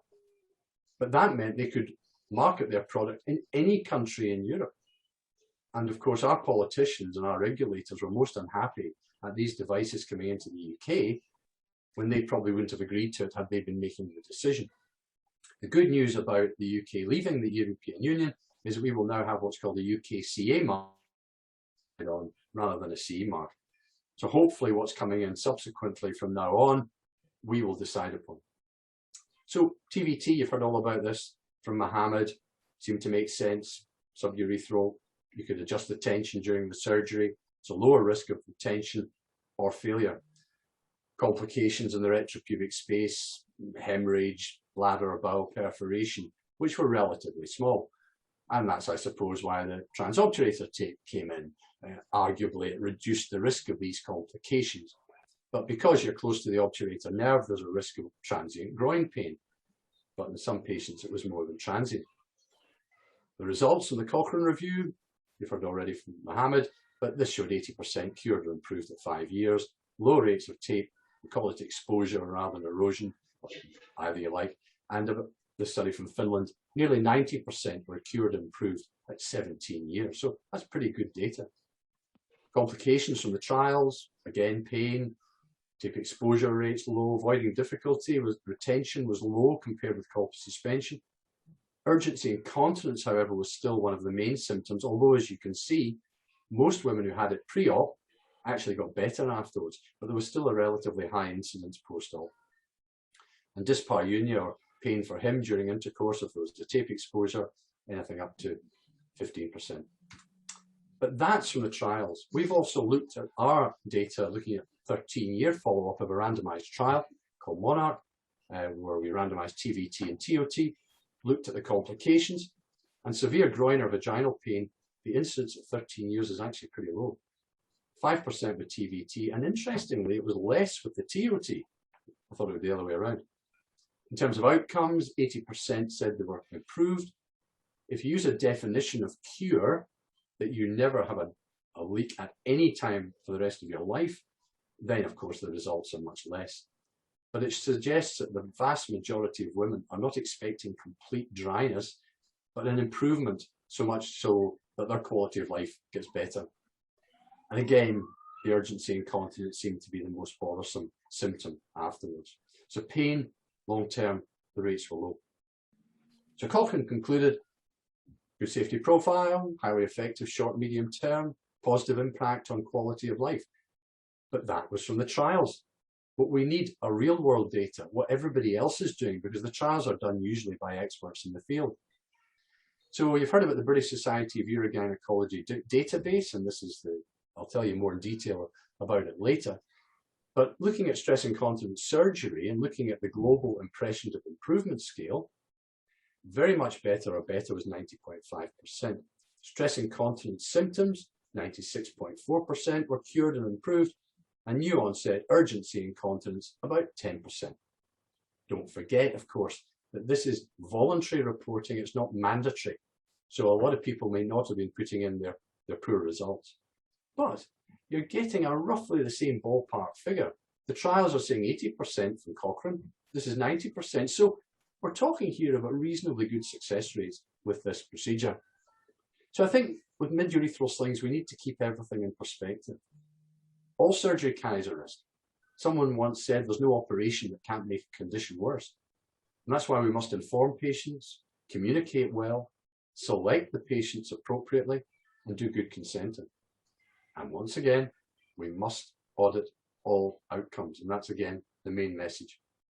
But for stress incontinence surgery, the evidence would suggest that the vast majority of women do well. So in that, I suppose, supports the view of the European inquiry, which said in 2015 that we need to separate the smaller risks associated with stress incontinence, sling tape surgery, compared with that for prolapse mesh. So let's look at prolapse mesh. The most common procedure we do would be an anterior repair, a fascial repair, midline incision, dissect the fascia off the skin, and then plicate the fascia in the midline with a series of delayed absorbable sutures. Now, there was a view held that the results of this were poor, and this came from a famous study called Olsen. However, they were looking at anatomical outcomes, not looking at symptomatic outcomes. And so, they weren't even looking at the same compartment. So somebody could have an anterior repair 10 years ago, turned up with a new rectocele, and they call that failed surgery. So I think there was the idea of putting mesh in was based on what I would argue would be a wrong assumption, based on anatomical outcomes. And that was why, anyway, mesh was introduced, as you can see here. Did it work? Well, the Cochrane review suggested that yes, there were slightly lower rates of symptomatic prolapse with mesh than native tissue surgery, but the overall size of that benefit was small. So a 19% recurrence with native tissue compared with 10 to 15 after polypropylene mesh.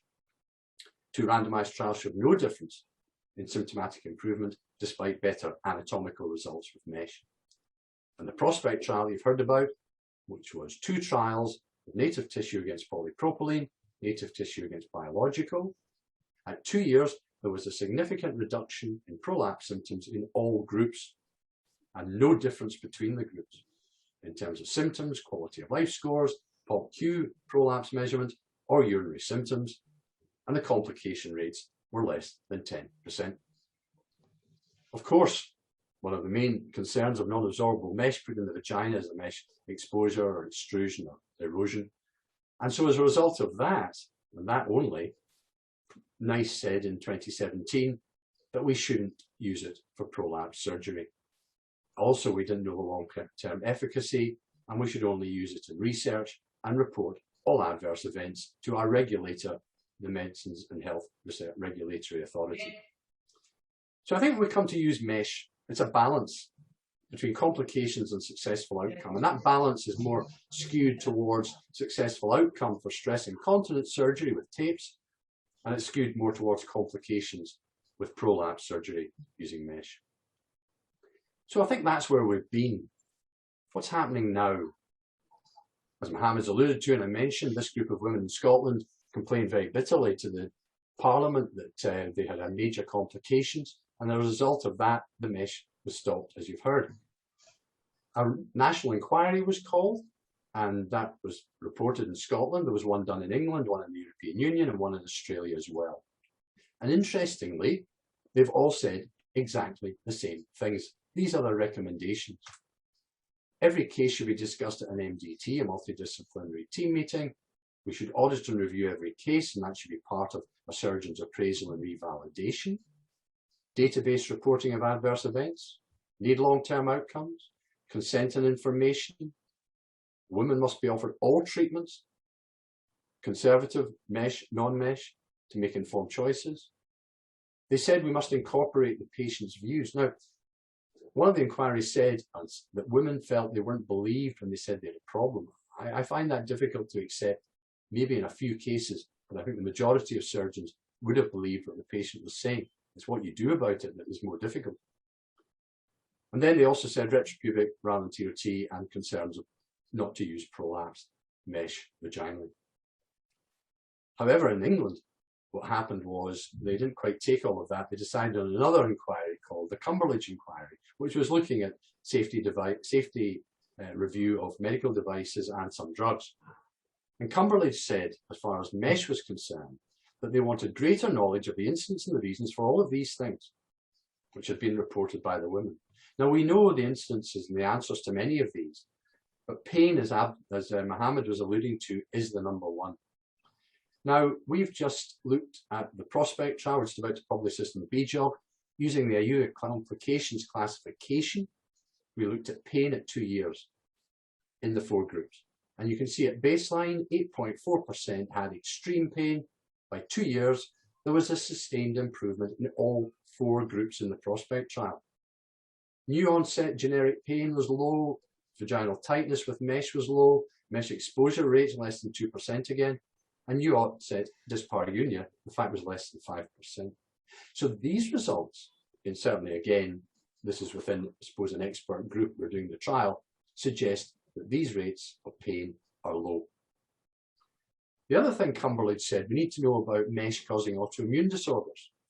Well, let's look at the evidence. This is a study from the States, 2,000 mesh procedures compared with colonoscopy and vaginal hysterectomy, and the patients are matched in demographics and so on. There was no association with an increased risk of developing an autoimmune disorder at any time during this trial. And in the UK, we have a thing called HES, which is the Hospital Episode Statistics, and they looked at any woman who'd had a mesh operation, whether she had developed fibromyalgia or ME within the next 10 years. 8% with mesh surgery, 9% for non-mesh surgery. And in fact, there was weak evidence to suggest there was a higher risk with non-mesh surgery. So again, no evidence of autoimmune disorder associated with polypropylene mesh. And the final point she made was that Cumberledge was training and dismissive or defensive attitudes, which I've just mentioned. Training is crucially important. And in 2013, NICE said that those people that were doing stress incontinence should only be surgeons who've received appropriate training, equivalent to newly qualified surgeons. Work within an MDT, have a sufficient workload, as Mohammed's alluded to, 20 cases minimum per procedure per year. There was a set of generic and specific skills, including cystoscopy. And the message there again, audit and review every case. The British Society of Uroynecology has said that we do need a formal training program, and they're setting up a mentorship scheme, mainly for non-mesh surgeries like colpoid suspension and fascial sling. And the details of that can be seen on the website, bsug.org.uk. They also said that women should be listened to, and I'd honestly believe the majority are, that all women should be listened to and believed. And the final thing that the British Society has said is that the recommendation from Cumberledge that the database reporting should be mandatory, as they have, by the way, in Denmark, should be implemented. And we've been saying this for more than 10 years. So this is our database that we set up, as I've said right at the very beginning of BSUG. And what members get this, what they do is they put the information in at the beginning, the pre-op information, the information under the operation tab, and then at follow-up, they complete things like the patient global improvement scale, quality of life scores, and so on. Now that's for British Society. If you're not a member of that, then IUGA is the obvious society to go to, because we've produced a shortened version of the British database. And so you can join IUGA, you get the database. There's a very good video here from Paul Moran explaining how to use it. But and of course, at the end of a year, there you can press a button. There's the results on nearly 600 stress incontinence surgeries, complications in red, which can be very reassuring. And that's important because it's our form of quality control. It allows us to modify practice. If we're starting to get a run of complications, we can go back and look at our data. This may just be something, a chance, or there may be a pattern here, which makes us think we need to go and get this looked at and get someone to see what we're doing. As Mohammed said, it gives us the ability as well to inform our patients about our own results as well as those of published studies. And if someone should make a complaint or try and sue you, you can show over the last 5 years, my results are as good as the national results or international studies. Then I think it will help very much in your defense. So there's every reason why we should audit. So that's where we're at the moment. Where are we going? How are we going to prevent this? Well, in the UK, mesh centres have been set up. And if you want a mesh removed, it has to be done in one of 7 centres in the UK. And that's being set up at the moment. Our hospital is not one of them, but we've been told that if we have a patient who wants to have their mesh removed, they have to be sent to one of these centres. And I can see what will happen is that these centres will also put in mesh. And there'll be another set of centres who will be allowed to insert tapes, maybe not vaginal mesh. So I think that's what will happen. But one of the big delays at the moment in getting tapes back into the UK is the database issue and mandatory reporting. And we've, in BSUG, have given NHS England our database to use.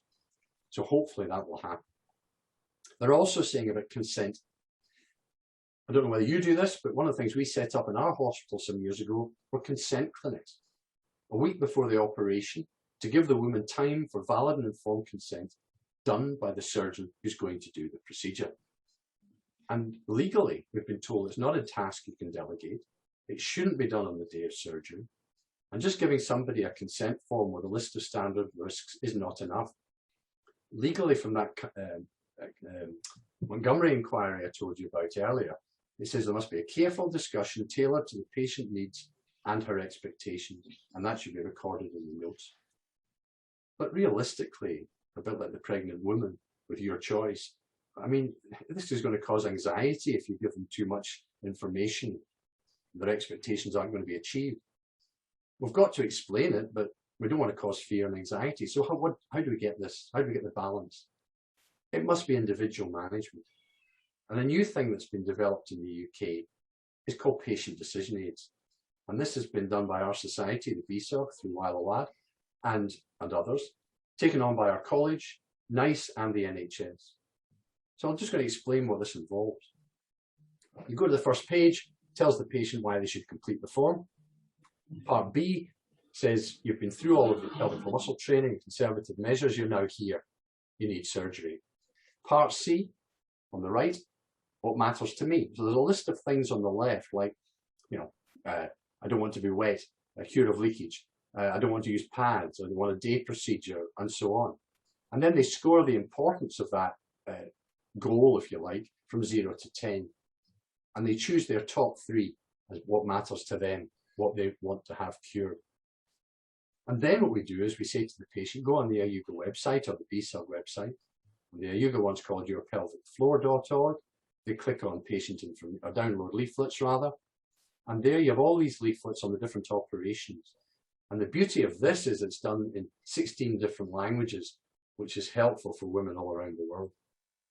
So they read about, this is the 4th part of the patient decision aid, called suspension, TVT, fascial sling, bulking agents, and all the information is down there. And this one also talks about the anesthetic, recovery time, and so on. And then the final bit is the patient will then say, of those 4 procedures, I want this one because, and I don't want these ones because. Now, that goes to our MDT. And if the request seems reasonable, then that's absolutely fine. But let's say she's got a BMI of 39 and she's got heart disease and, you know, type 2 diabetes.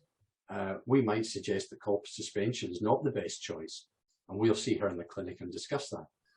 So the nice thing about this is there's joint decision making, and the patient can choose what she wants based on her expectations and her goals and what she wants to achieve. And I think this is a really positive way forward.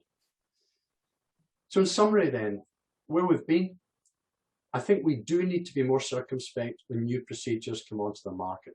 We need data on efficacy and safety before we start doing these, and we should insist on that from the companies. I want to see stress incontinence surgery coming back, certainly more so than vaginal prolapse. Mesh surgery, which has not been shown to improve the outcomes compared with native tissue. Training and information is important too. And I think the mesh centres, the patient decision aids and consent, mentorship training, developing national registries around the world is really, really important. And that's my final word on all of this. Do audit everything. Whatever operation you do, audit it. Get your data, because data is power, and it really can protect you in the long term and also prevent this sort of thing happening again. Thank you very much.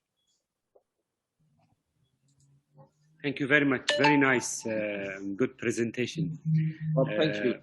Ayman, do you have any questions? Yes, Bob, I have a question. We should not ignore that we have almost 90 or more than 80% success rates of the suburethral slings.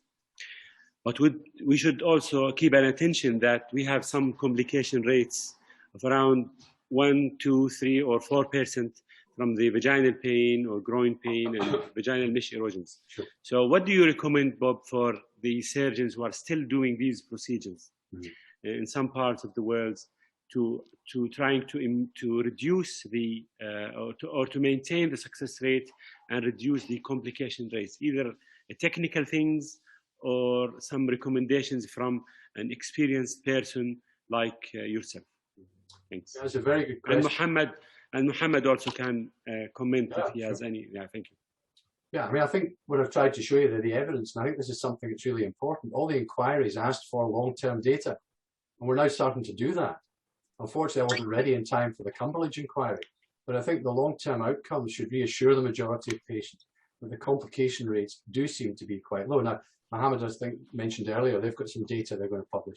But so far, the data we have is that the complication rates, particularly for tapes, are low.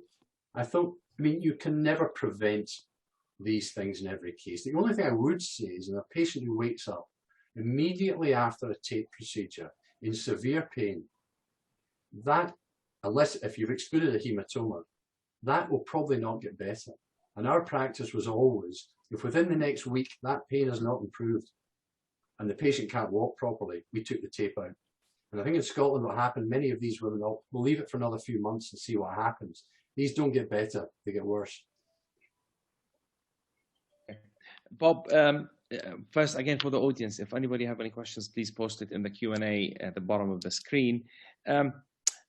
If someone had a native tissue repair of a cystocele, say, and she comes back with recurrent molluscum cystocele, what do you think we should do?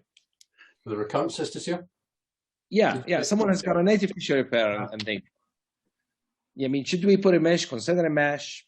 No, do another operation. Yeah, I think it depends on what else is prolapsing. So if you've got a uterine prolapse or they've had a hysterectomy and a vault prolapse, then the evidence seems to suggest that correcting the apex will actually correct the anterior wall. I know there are many who would say a laparoscopic sacrocolpopexy or sacrohysteropexy would be actually the best procedure. Now, if that patient's not fit for that, then it would depend obviously on her age.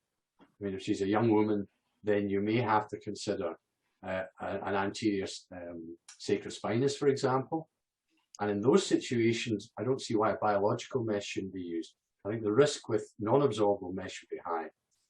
In an elderly patient, the simplest thing to do is a colpocoesis, where you are not going to use any mesh at all and the results are good. Because, I mean, the FDA had issued from 2011 onwards that abdominal or laparoscopic meshes are a different ball game from vaginal meshes. What's your thought on that? Yeah, I mean, I think the evidence shows that. Laparoscopic sacrocolpopexy with mesh is not without its complications. But NICE have looked at that, and FDA, and the evidence does seem to suggest that the risks are much less in terms of pain and complications compared with vaginal mesh. Okay, now with the prospect data showing that after 2 years, the pain is roughly around 4%, do you think that meshes may come back in certain centers, obviously, for patients with recurrences, or what do you think? I think that's very difficult to say. I mean, what was reassuring from the 2-year prospect, and we've just got a grant to do another 10-year follow-up. I mean, the evidence does suggest that, you know, the complication rates are relatively low with non-absorbable, but I still have concerns about it because I do think in some patients, particularly in older patients, it can create problems. So I have a feeling that non-absorbable polypropylene mesh for vaginal prolapse surgery will not come down, will not return. You might see biological, but that's just a personal view. I think what's happening in the UK and maybe happening in many of the other countries where you are is more people are looking at laparoscopic surgery and supporting the vault. Okay, we've got a question here. What we should do for retention of urine following mesh? I presume probably tape, I think. Yeah. Well, the good thing, following a tape, I think the simple answer to that is go back to theatre and loosen the tape, and that's the beauty of it. We would do that regularly. If a patient hadn't voided within the first week, we would go back to theatre and just put the scissors behind the tape and gently loosen it, and the results were excellent. Yeah, I think there is a study from Oxford, I think Simon Jackson's unit. They published data on releasing the tape within 7 days, and it does seem, as you said, to be a very effective treatment for early voiding dysfunction. Yeah. And again, sitting on these people and waiting for a long time probably isn't a good idea, because once the tape fibroses in, it's going to be very difficult to loosen it. Yeah. It says here, another question says, can we use mesh in laparoscopic operations, or is it banned as well? Answer that. We can still, maybe Mohammed can correct me on this, but laparoscopic sacrocolpopexes are still being done. So I think abdominal mesh still can be used. Can be used, okay. Is that right, Mohammed? Absolutely. There is no ban on the abdominal mesh as long as you're not going to open the vagina.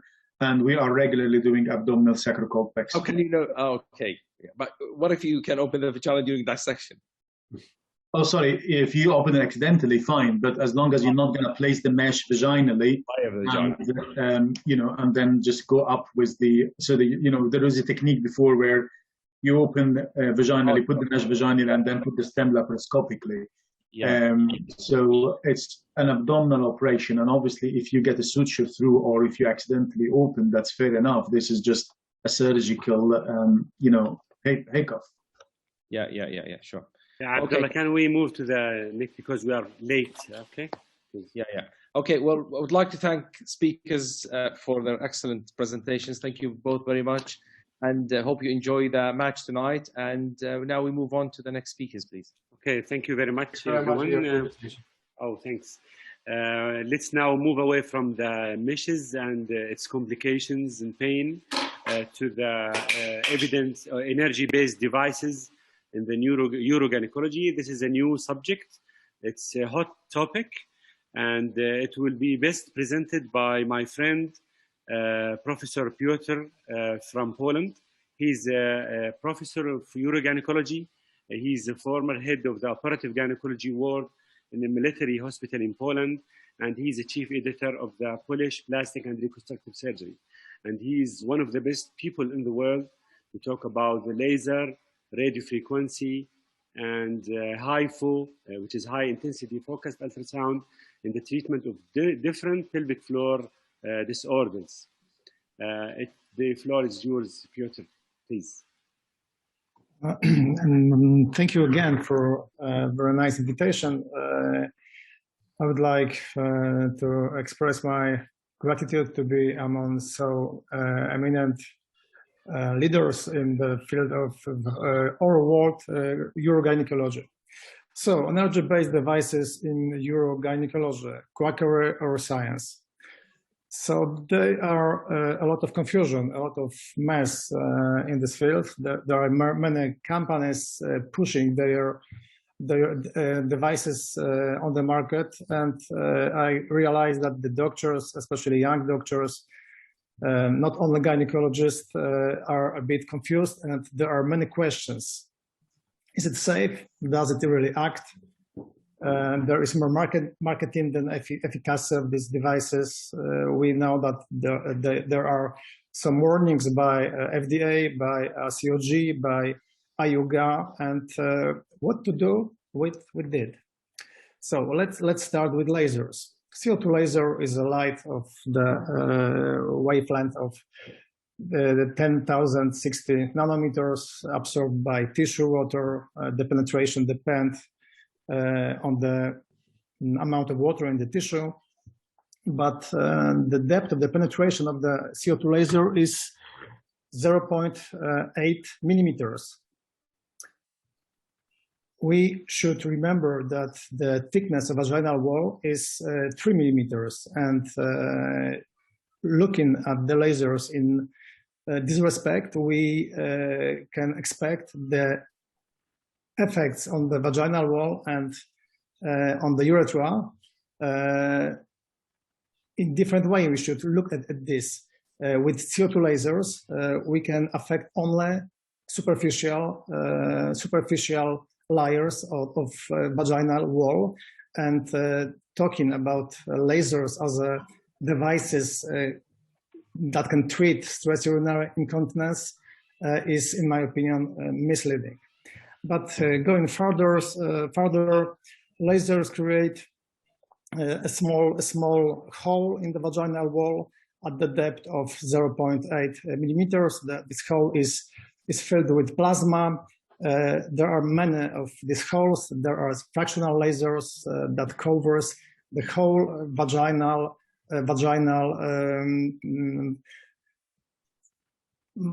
layer.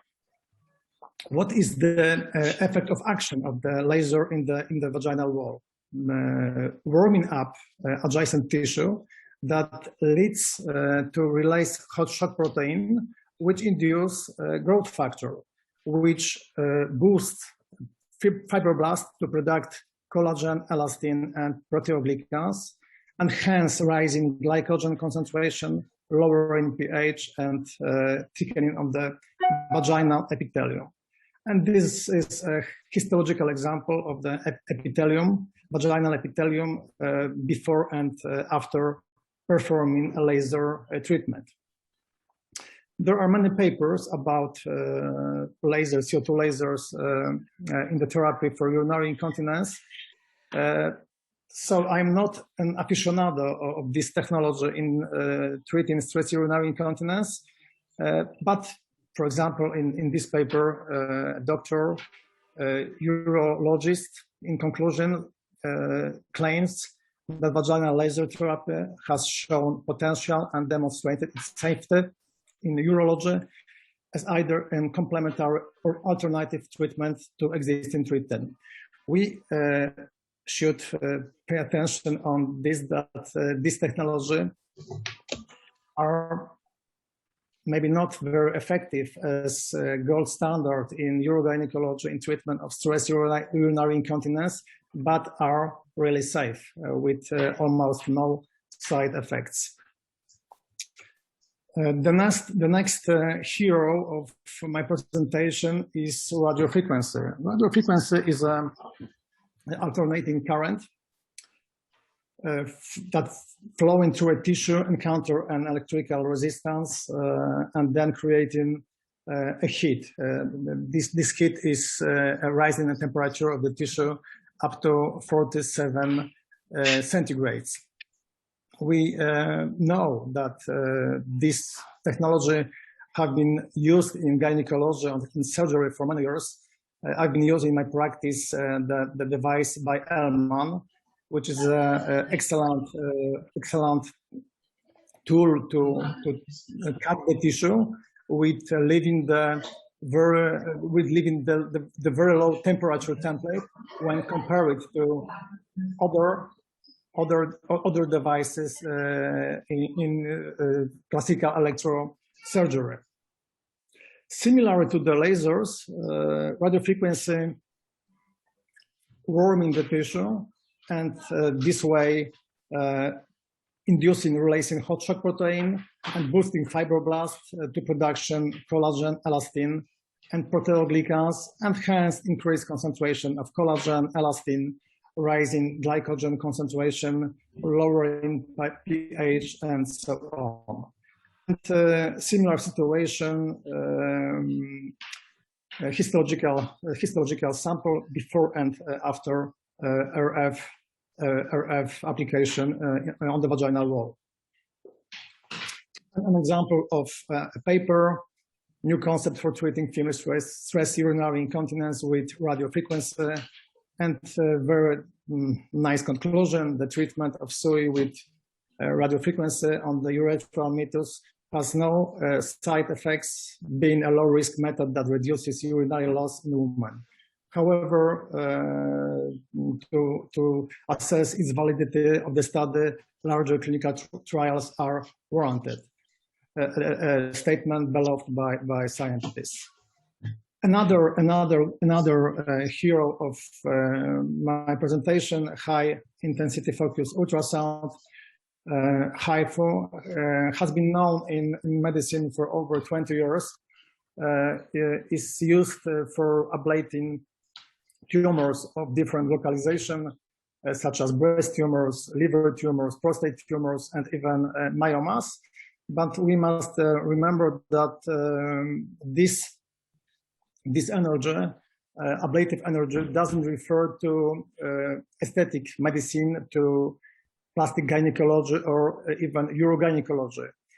In this area, we use so-called MFU, microfocused ultrasound, with lower energy, 0.54 to 2 joules per square centimeters, and with the depth of action up to 4.5 millimeters. And it is very important because it's the only, in my opinion, the only device from energy-based devices which can reach the urethral region and can change the tissue in this region by, similar to radiofrequency and lasers, by similar action, namely by boosting fibroblasts to produce collagen and elastin, and hence creating a kind of a scar that support the urethra and prevent for hypermobility of the urethra, which is the cause of stress urinary incontinence. The action of the tissue is similar, as I said, to lasers and to radiofrequency, but what is very characteristic, what is very interesting for high-intensity focused ultrasound action in the tissue is that when goes to the tissue, this wave, after being focused by special acoustic lenses, has its action on a strictly defined point in the tissue, not the whole area, but strictly defined point on 3 depth, 1.5 millimeters, 3 millimeters, and 4.5 millimeters. And here there are examples of vaginal epithelium before and after application of HIFU. The only paper that is in the literature from July 29 made by my friend George Alberto Elias, who stated in conclusion that HIFU therapy is effective in stimulating tissue regeneration and solving pathologies related to mucosal atrophy, and so on and so on. We can summarize that all these devices acts in a very similar way. By warming the tissue, they can induce fibroblasts to produce collagen, elastin, and hence further effects. When we compare these devices, we should we should spot some differences. Namely, lasers act superficially on the epithelium and lamina propria. RF goes further, can affect fibromuscular layer, and HIFU can affect the whole thickness of the vaginal wall, and even can go further up to the urethral region. So what are clinical effects of the EBD devices?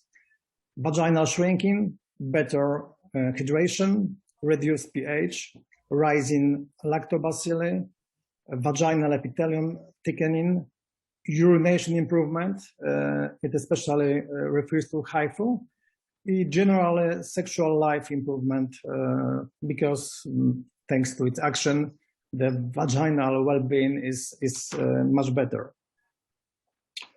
So, EBD in urogynecology, three main indications: vaginal laxity. It's not a colloquialism; it's a term accepted by IUGA and ICS. There is a very funny another example of vaginal laxity called lost penis syndrome, and is very illustrative. Another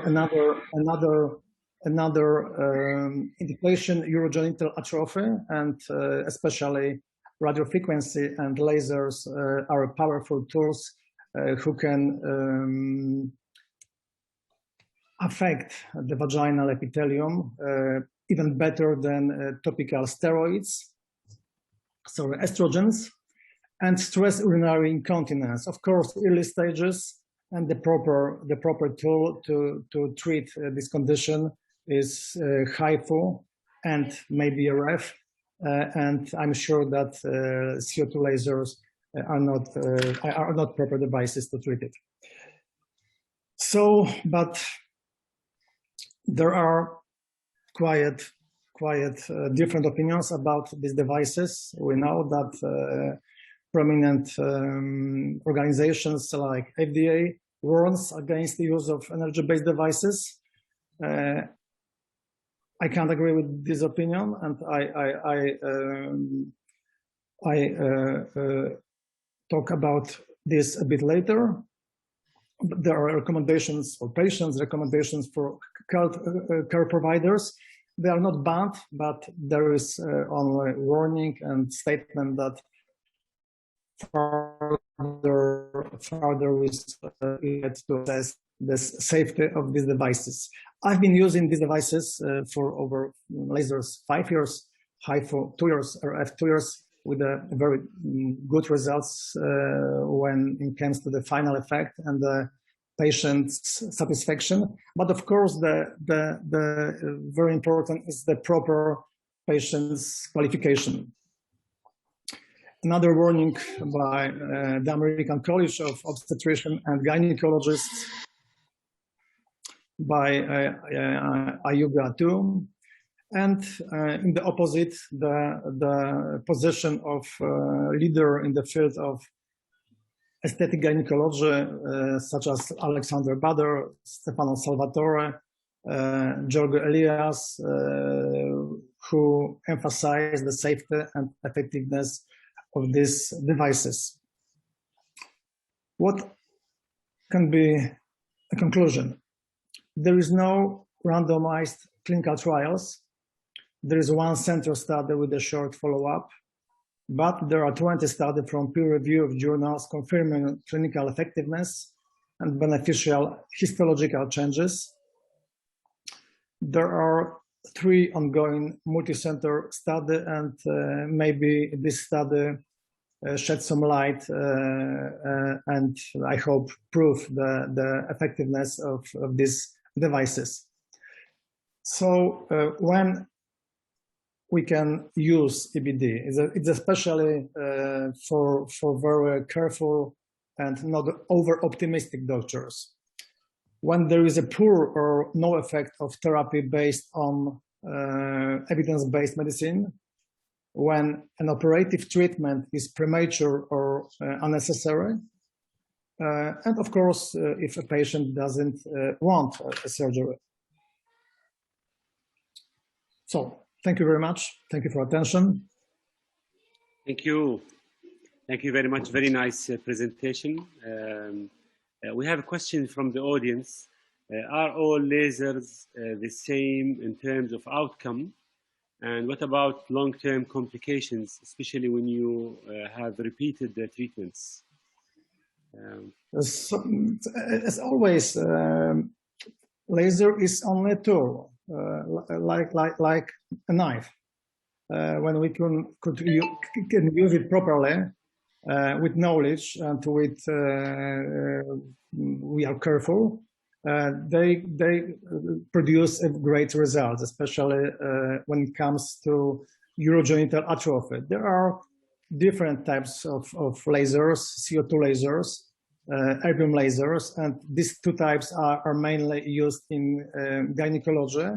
We can say that erbium lasers are not ablative, and from this point of view are a bit safer, are much safer.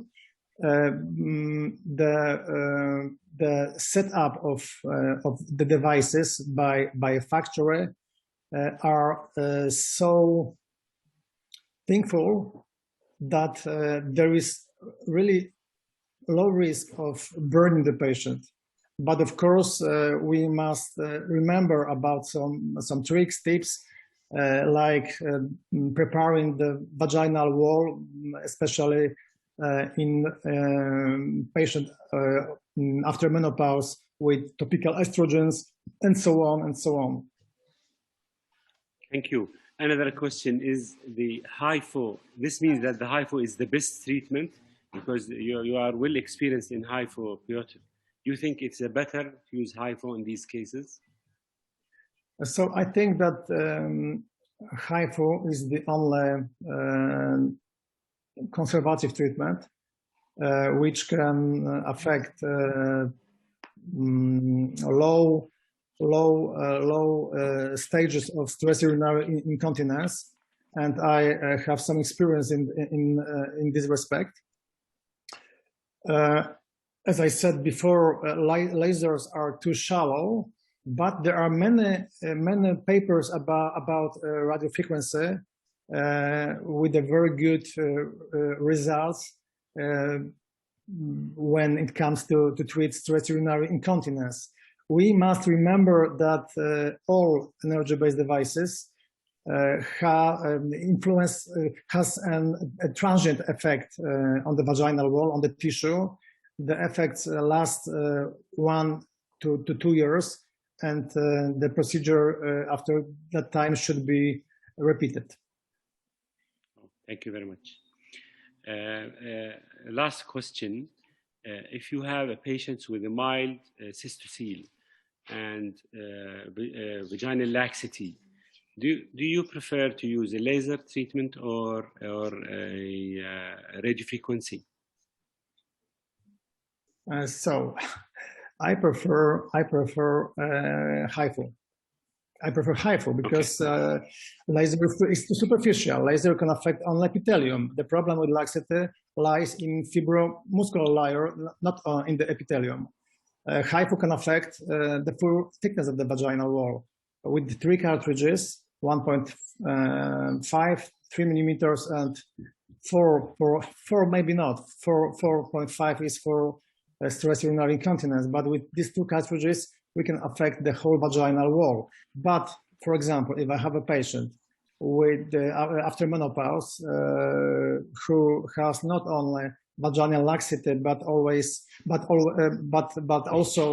urogenital atrophy, I joined the treatment, and first I perform HIFO, and then at the same session, at the same time, I perform laser therapy.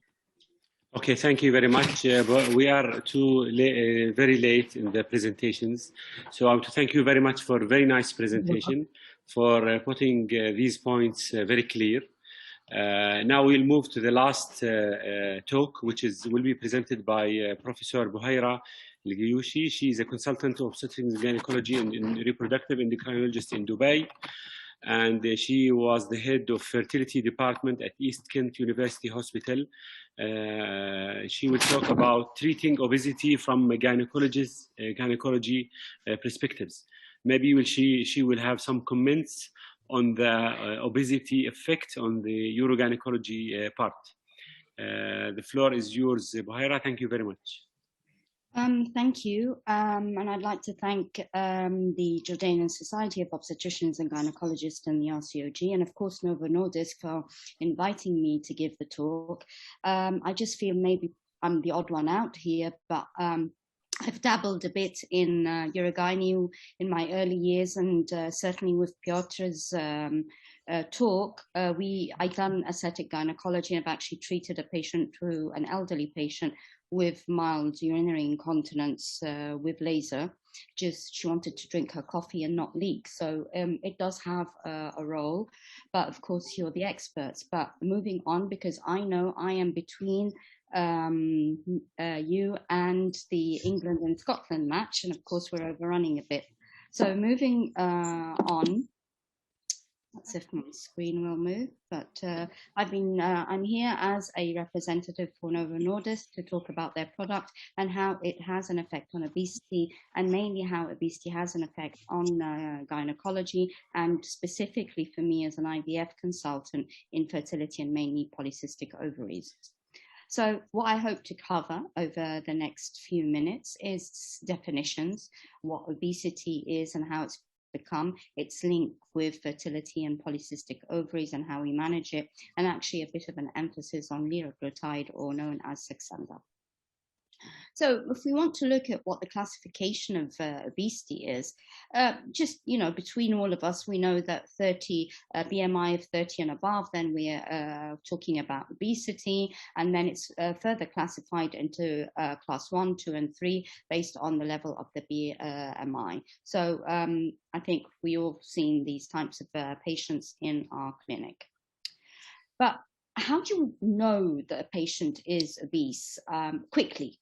Maybe you don't have a BMI chart or whatever, just take a tape measure out, do the abdominal circumference, and if it's more than 102 in men, then they're obese, and if it's more than 88 in women, then they're obese. It's just quick, easy, cheap way of assessing abdominal fat and obesity. Well, let's have a look at the stats, and you can see here in red and the darkish colors are those who have a higher BMI, and you can see that in women are quite badly affected in the region, and whether it's in North Africa or in the GCC and the MENA region. And so, of course, being gynecologists, we will have a big problem treating these women. Now, from my point of view, we've seen that obesity has grown to epidemic proportions. We've got 4 million people each year dying as a result of it, of being overweight. And according to the Global Burden of Disease in 2017, these 4 million people are dying. Hang on. This is not an epidemic. This is a pandemic, because we're also in the midst of another pandemic, which is COVID-19, which, if you've managed to miss it, which I find highly unlikely, that and we know they're both interlinked. This will lead to either exaggerate this or will cause further problems. So whether you're obese or you've got COVID, the two are interlinked, and we are in a pandemic of obesity. Not only that, when you speak to the experts in obesity, they tell you it is a chronic disease, and as such should be treated as that by those decision makers in the healthcare system, but also as well by insurance companies. So we have to treat it as a chronic disease, like we treat diabetes and anything else. It's a very complex multifactorial disease. It's not increased calories and less expenditure. Actually, have a look at this chart here. There's a lot of interplay of various different factors. It may be genetic, medication, our lifestyles, psychosocial factors. There's lots of factors that are interplaying here. It's not as simple as shut your mouth, stop eating, do your exercise, and you lose the weight. It's no longer that. and it's much more complex than that.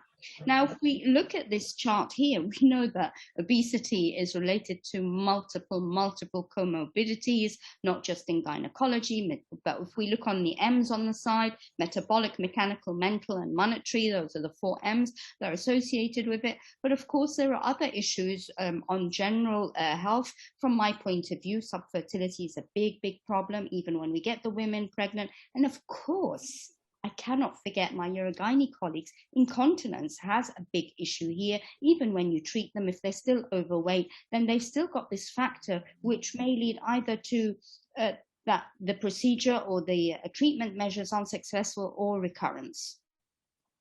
Well, let's ask a simple question. Does obesity affect women's health?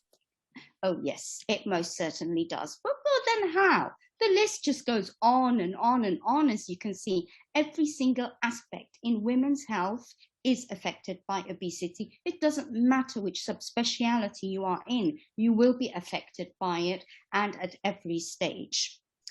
Now, moving on, we've spoken about obesity. We know that it has an effect. Well, why don't we talk about one of the most commonest things that gynecologists will come across, which is polycystic ovarian syndrome, because there's a very strong link between obesity and polycystic ovarian syndrome, and it's a life course. So it starts with an embryo, and it has effects in adolescence and puberty. It has an effect in the reproductive years and in the menopause and beyond with the metabolic syndrome. You as a urogynecologist know how difficult it is when you're treating an obese patient. And this is an area for reproductive endocrinologists, which, you know, it really is a big major headache, as we'll see in the next few slides. Well, let's then talk a little bit about polycystic ovaries or PCOS, or however you like to know. What is the prevalence? And it really depends on who you are talking to. It will vary between 6 to 10%, but in all honesty, I think it varies between 5 to 35%. There's ethnic variation. When you're working in the UK, if you're in London or Birmingham, you've got a higher prevalence because of the South Asian and the Asian communities that are there that have an increased incidence of PCOS. Well then, okay, but what is then the relationship of PCOS and BMI? When we look at this graph here, you've got before the arrow and after. After the arrow, you can see the incidence of being overweight or obese has increased in women who have PCOS. And here we have to remember, is it the chicken or the egg and the chicken? Which leads to the other? Is it obesity leads to PCOS, or is PCOS one of those factors that lead to obesity? Now, you can look at it any way you like. They're both interlinked. One will lead to the other, one will exacerbate the other. They're both very much strongly interlinked together. But then what is PCOS? You know, polycystic ovaries, why is it such a big issue? And do we really understand it? Quite honestly, no. We're trying to. We're getting there. We've got a few bits and pieces. We know that it's inherited, that there's a genetic factor there. We know there's a hormonal imbalance with increase in testosterone, increase in insulin and insulin resistance, which due to a hypothalamic pituitary imbalance that is there, this leads then to the imbalance of the sex steroid hormones and the ovarian dysfunction, oligomenorrhea, and of course, the insulin resistance is responsible for a large degree to the obesity as well. What are the disease characteristics of PCOS? Well, I don't know if you like the cinema, and if you remember The Greatest Showman, there was the woman who had the beard, who had that beautiful, strong voice. Spot diagnosis, she had polycystic ovaries. So women can have hirsutism, excess hair, to the extent that they have to shave every day. And the picture of this woman here is actually somebody who's real life. She just stopped shaving. She decided to grow a beard, and she couldn't, tolerate it anymore. But more importantly, it's how it appears and how it's symptomatic. It's usually come with irregular periods, oligomenorrhea, or even secondary amenorrhea. From my point of view, it may possibly have an infertility aspect, aspect, and it's the most common cause of anovulation and infertility in women. It also, due to the increase of testosterone, leads to acne and oily skin and acanthosis nigricans, where you find they've got these darker patches all over their body, and it's diagnosed, as you can see, and if you remember the string of pearls, and I had the picture of the pearls earlier on, and I just say it's due to the crazy hormones between estrogen, testosterone, insulin resistance, and the LH as well. So it certainly is a very crazy disease. Well, how do we diagnose polycystic ovaries? And again, it depends who you follow and who is your leader in the field. From my point of view, it's Schreier criteria, and this is the middle one here, and it tells you have to diagnose it by having 2 out of 3 of the following: either oligoanovulation, or rather amenorrhea, clinical signs of hyperandrogenism, and polycystic ovaries on ultrasound. And you know, those in the field, we know there are variants of, I call it PCO, and I don't like to use PCOS, that you will have the thin woman with polycystic ovaries, the fat woman who has 12 children. It varies. Not all of the syndrome is there, but as a minimum, this is what you need to diagnose. Well, this is my simple slide. We've spoken about PCOS, but how does PCOS interplay with fertility? Well, we now know that it leads to a high level of insulin and insulin resistance, which then leads to affection of the liver and a reduction in the sex hormone binding globulin with increased levels of floating around testosterone in the blood, which leads to all of those and hyperandrogenic effects, but also the ovary and the fat increasing the sex steroid production as well, and leads to all of these problems, but also the insulin resistance is quite high in these women. And the way I explain it to my patients is, your body is under an impression, a false impression, that you're walking in the desert and you're starving, or you're lost in the jungle and you're starving. So anything that goes through your mouth, it has to preserve you, and it's labeled onto your body and stuck onto your body as fat. But this is a false impression, but it's because the insulin is so high and keeps on getting higher and higher, and then the fat levels increase, and the receptors are then covered by this thick layer of fat, which are no longer sensitized to the circulating insulin, and thus we have to break this circle. Now remember, I said this was the easy slide, because in this next slide it really tells you, okay, what is the link between obesity and PCO? Well, it all starts with the insulin increased from the pancreas, which then leads to the hyperandrogenism, ovarian dysfunction, and menstrual disturbances, with the sex hormone binding globulin reduction in its function and production, but then also it will lead to type 2 diabetes and the metabolic syndrome with cardiovascular risk. So if you're interested in complex stuff, this is the complex chart, but I wanted to break it down into something a bit more simpler. Well, again, so what?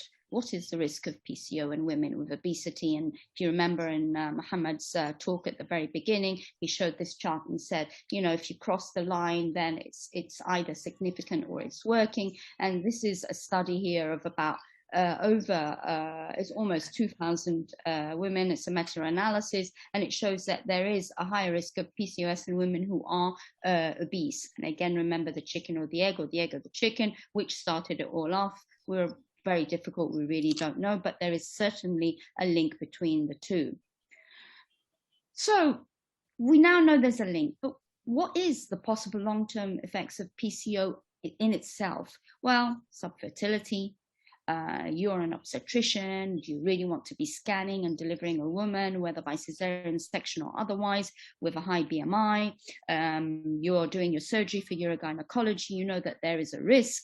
There's a metabolic syndrome. There's the psychological aspects of PCO. These women go into depression, and they have sleep apnea, and they're snoring, and they have hair loss as well. So they increase in body hair, but on their head hair, there's loss of there as well. And don't forget the all-important metabolic syndrome with a type 2 diabetes and impaired glucose tolerance.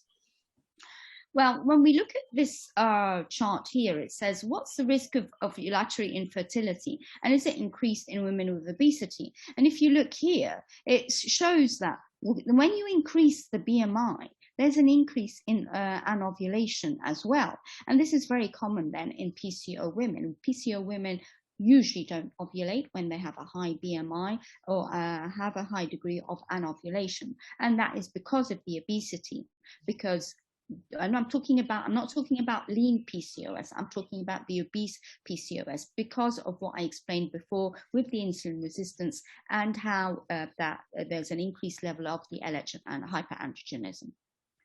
But then, is it associated with infertility? When we have a look at each one of these, we find that there's an increased prevalence of infertility in women who have PCO compared to non-PCO women. We know that, and as I said, the most commonest cause of anovulation and infertility is probably PCO.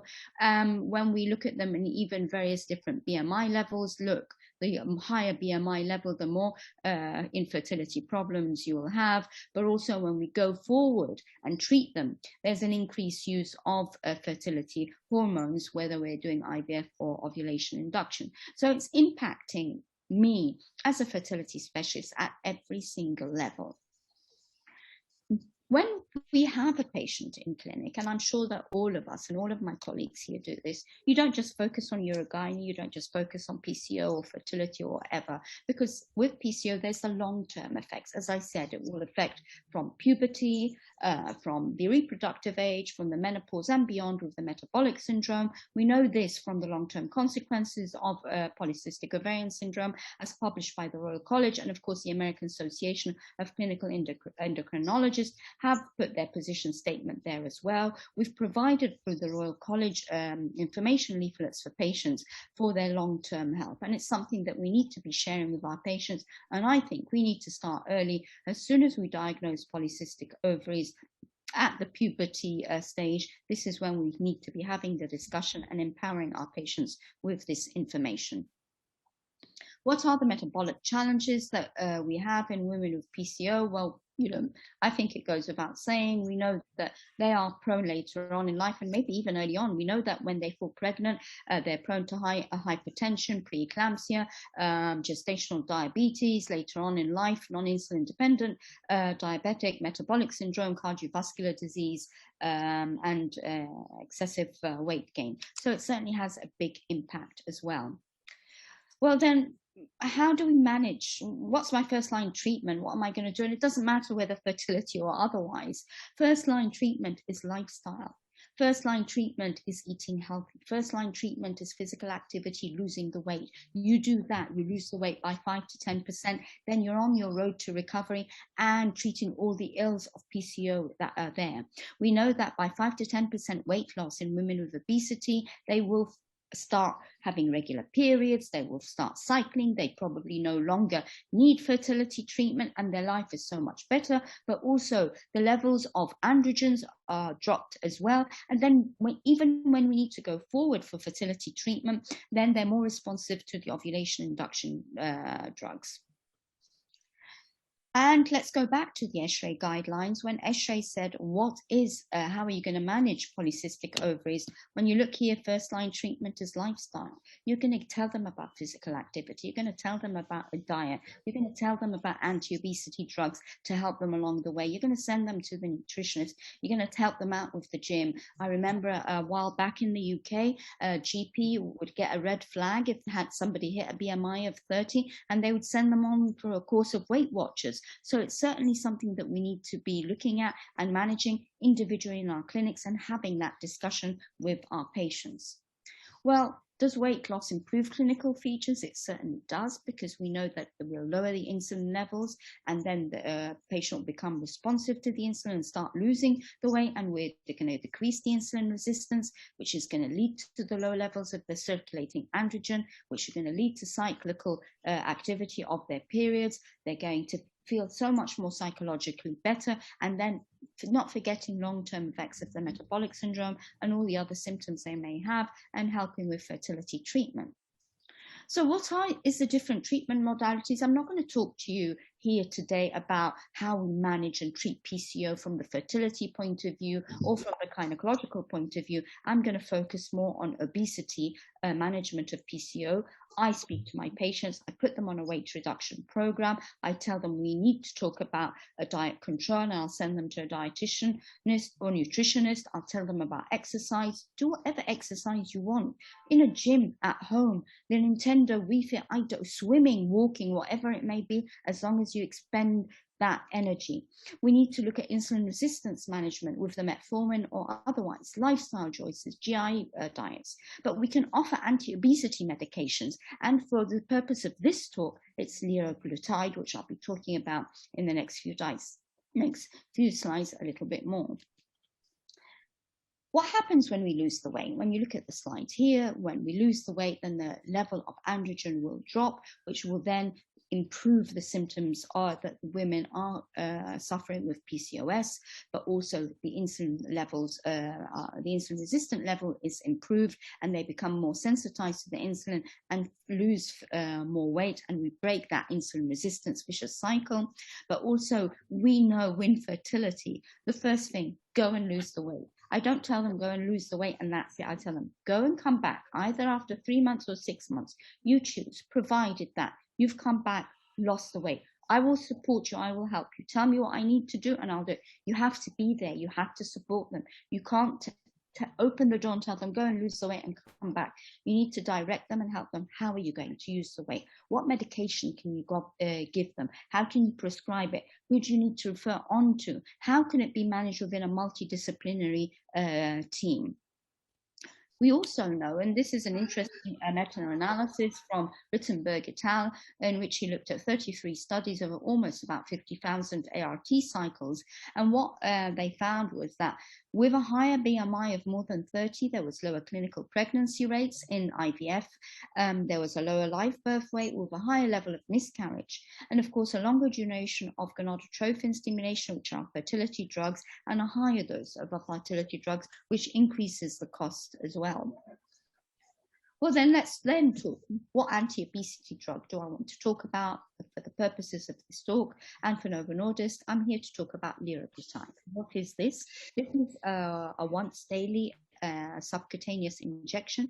It is a human glucagon peptide, which analog, and it's how it works there are these receptors in the body which are in the brain and in the gut, and it is secreted from these cells, and it works on satiety, and it works on the brain, and it works on the gut, giving you that sense that you don't need to eat, and that you feel satiated, and that you don't need to go and look for food and whatever. It is not without its side effects, but the way that you use it in low dose, it's titrated, you increase it, and you manage it in a way that if you can get them to stick with it and they comply with it, then you will notice a good amount of weight loss. This is a little bit about how liraglutide increases satiety and reduces hunger, because it works on the satiety center and on hunger. It's a very simple slide to look at it. This is what liraglutide actually does. But when we look at the glucagon-like peptides secretion, how does it work? Well, it's because there are neurons in the brain and also in the gut, and what happens is they work on various different parts, and when they come and stick to these receptors, it gives this impression with a message back to the brain: you don't need to eat, you're no longer hungry. Don't go for that biscuit or that sandwich or the cake or the muffin or whatever it is, and you have that sense where the amount of food that you take is then reduced. I'm not saying don't exercise. Two have to go hand in hand to get together. But those who are stuck and need that extra push and that extra help, this anti-obesity medications, of which liraglutide is one of them, is a step in the right direction. Doesn't only work on that, it actually works on, because there are multiple receptors all over the body, it actually works on multiple sites. It works on the pancreas by increasing its functionality.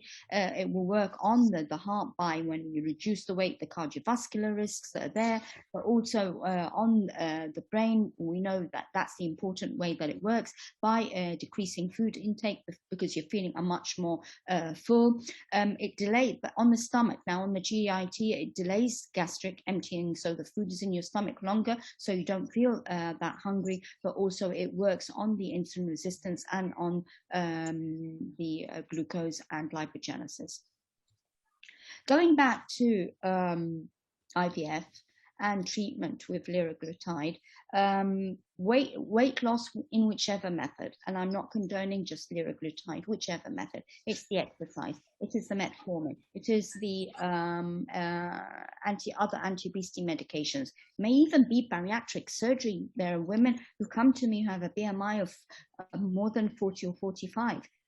It's dangerous. They need to have something extra. And if I need to refer them onwards for bariatric surgery before I start them, that is what I will need to do. But what we do know is weight loss prior to either spontaneous conception or conception by IVF in obese women is recommended by the international guidelines and ESHRI guidelines, as you saw.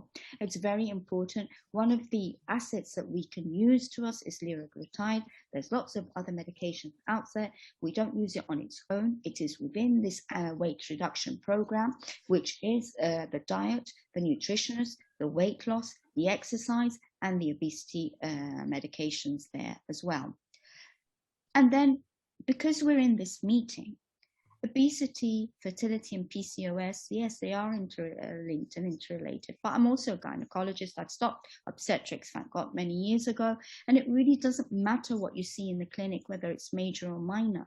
Obesity is a confounding factor, and it makes our job so much more challenging and difficult. Whether you're trying to examine a patient, whether you're trying to scan a patient, whether you're trying to do surgery, their post-operative, their anesthesia, obesity is very important. And what we'd like to do is get a woman from this stage to this stage. And there are many ways that we have in our hands and tools to be able to do that. And I thank you for your attention, and I hope it was short and sweet so that we can get back to what we're doing. Thank you very much. Very nice presentation. Hopefully we all get benefit from your presentation. And we don't have many questions. We have only a question here from, so will you start the treatment with the obesity, or it could be time wasting if the patient is more than 35-year-old with primary infertility?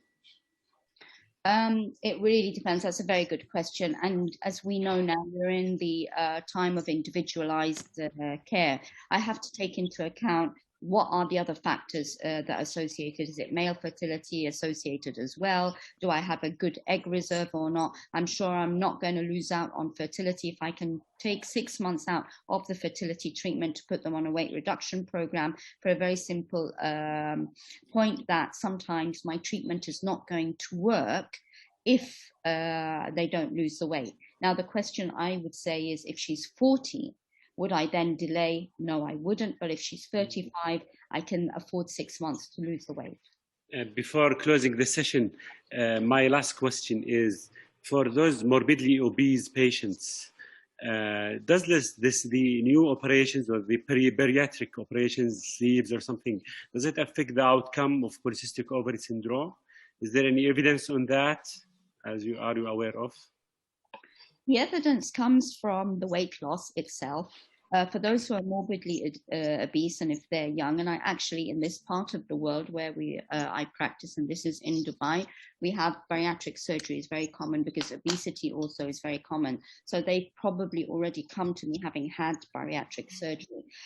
What I have noticed, and this is not based on any evidence, that those who've had bariatric surgery earlier on in life seem to come to me with a depleted ovarian reserve, a much lower ovarian reserve. So I'll have a woman who is 32, 34 years old, has had bariatric surgery 2-4 years ago, and she has an AMH of 0.4 or something, which is equivalent to an AMH of a 39 or a 40-year-old.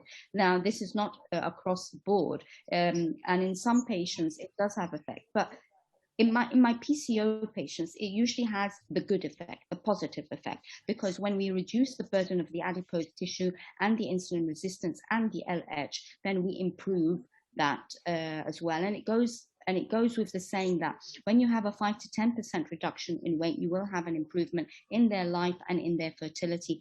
Probably, I've had patients where I've told them, go and lose the weight, you probably won't need me after that. They come back to me having cycling, checking their ovulation, and lo and behold, they're pregnant. Thank you very much. Before I conclude the session and give the talk to Dr. Mazen Al-Zibdi, the chair of the Royal College Committee, we have an advertisement that after 2 weeks, we have our next meeting, a joint meeting between the Jordanian Society and the Royal College Society. We have the presentations will be about medical disorders in pregnancy. We have 2 nice talks, connective tissue diseases in pregnancy and COVID-19 in pregnancy, and their experience will be presented by Dr. Lucy McKillop and Charlotte Fries. Dr. Mazen, you may conclude the session if you... Yes, thank you, Dr. Ayman. Thank you, Dr. Abdullah, for supervising this symposium. And my sincere thanks for all the speakers. They are very excellent, and we learned from them a lot.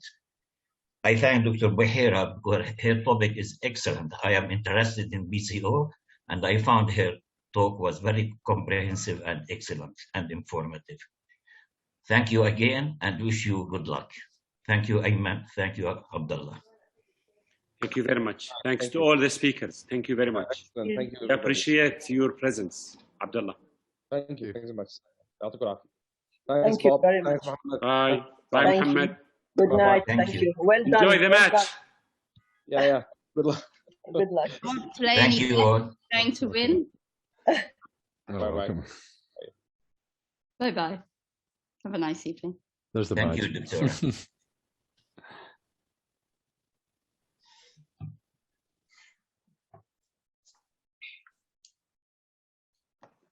Before I leave, could I quickly ask Dr. Maher a question? Maher yes, or Maher? sir. Yes, sir. Please go ahead. So, Dr. Maher, I'm interested in cesarean section rates and how to reduce them, and also the effect of them on the placenta, morbidly adherent placenta. And we were we have a team in Egypt where we applied for an international grant from the UK. We were not successful the first time, and we were planning to go again. But I'm interested in seeing what you guys have done so far, because I understand when I looked at cesarean section rate, you are the only country in the Middle East that actually have reduced the cesarean section rate a bit. Is that not true? Well, it depends on the sector, and Dr. Yes, Mazen, Dr. Mazen can come into this as well. I mean, in the government hospitals, I work in an army hospital, and the government hospitals, I mean, in the government hospitals, maybe there are about 40% of deliveries done in the government hospitals. The cesarean section rates usually between 30 and 40%, because especially in the tertiary centers. While in the private sector, and Dr. Mazen is practicing in the private sector, it's higher than that. Now, as a result of our first maternal mortality report, which was published last year, covering the year 2018, our maternal mortality rate was 29.8 per 100,000. And we found that 60% of those maternal deaths were associated with cesarean sections. In the following year, in 2019, the maternal mortality rate was 30 point something. And again, we found that almost 60% associated with cesarean section. So we have a problem with cesarean section. As I said earlier, it could be the accretas, it could be the bleeding, it could be the anesthesia, it could be the place where the cesarean section is performed, it could be the surgeons. Because Jordan is not a big country. It's not like Egypt, for example. And I'm aware of the team you're talking about, because I went to Egypt a few years ago and we did a workshop on accretas in Qasr al-Aini hospital. And they were talking about the team who's looking after all the accretas in the hospital. As a result of the maternal mortality report, then we decided that we have to do something. One of the responses would be to reduce primary cesarean section rate. And that's the thing that we we were working on, and that's what we were on establishing some guidelines on that. The problem is to convince people not to do cesarean sections, and that's the big challenge. I don't know if Dr. Mazen wants to add anything to Thank that. you, Maher. I think you put some important information about our work. Professor Muhammad, thank you for asking this question.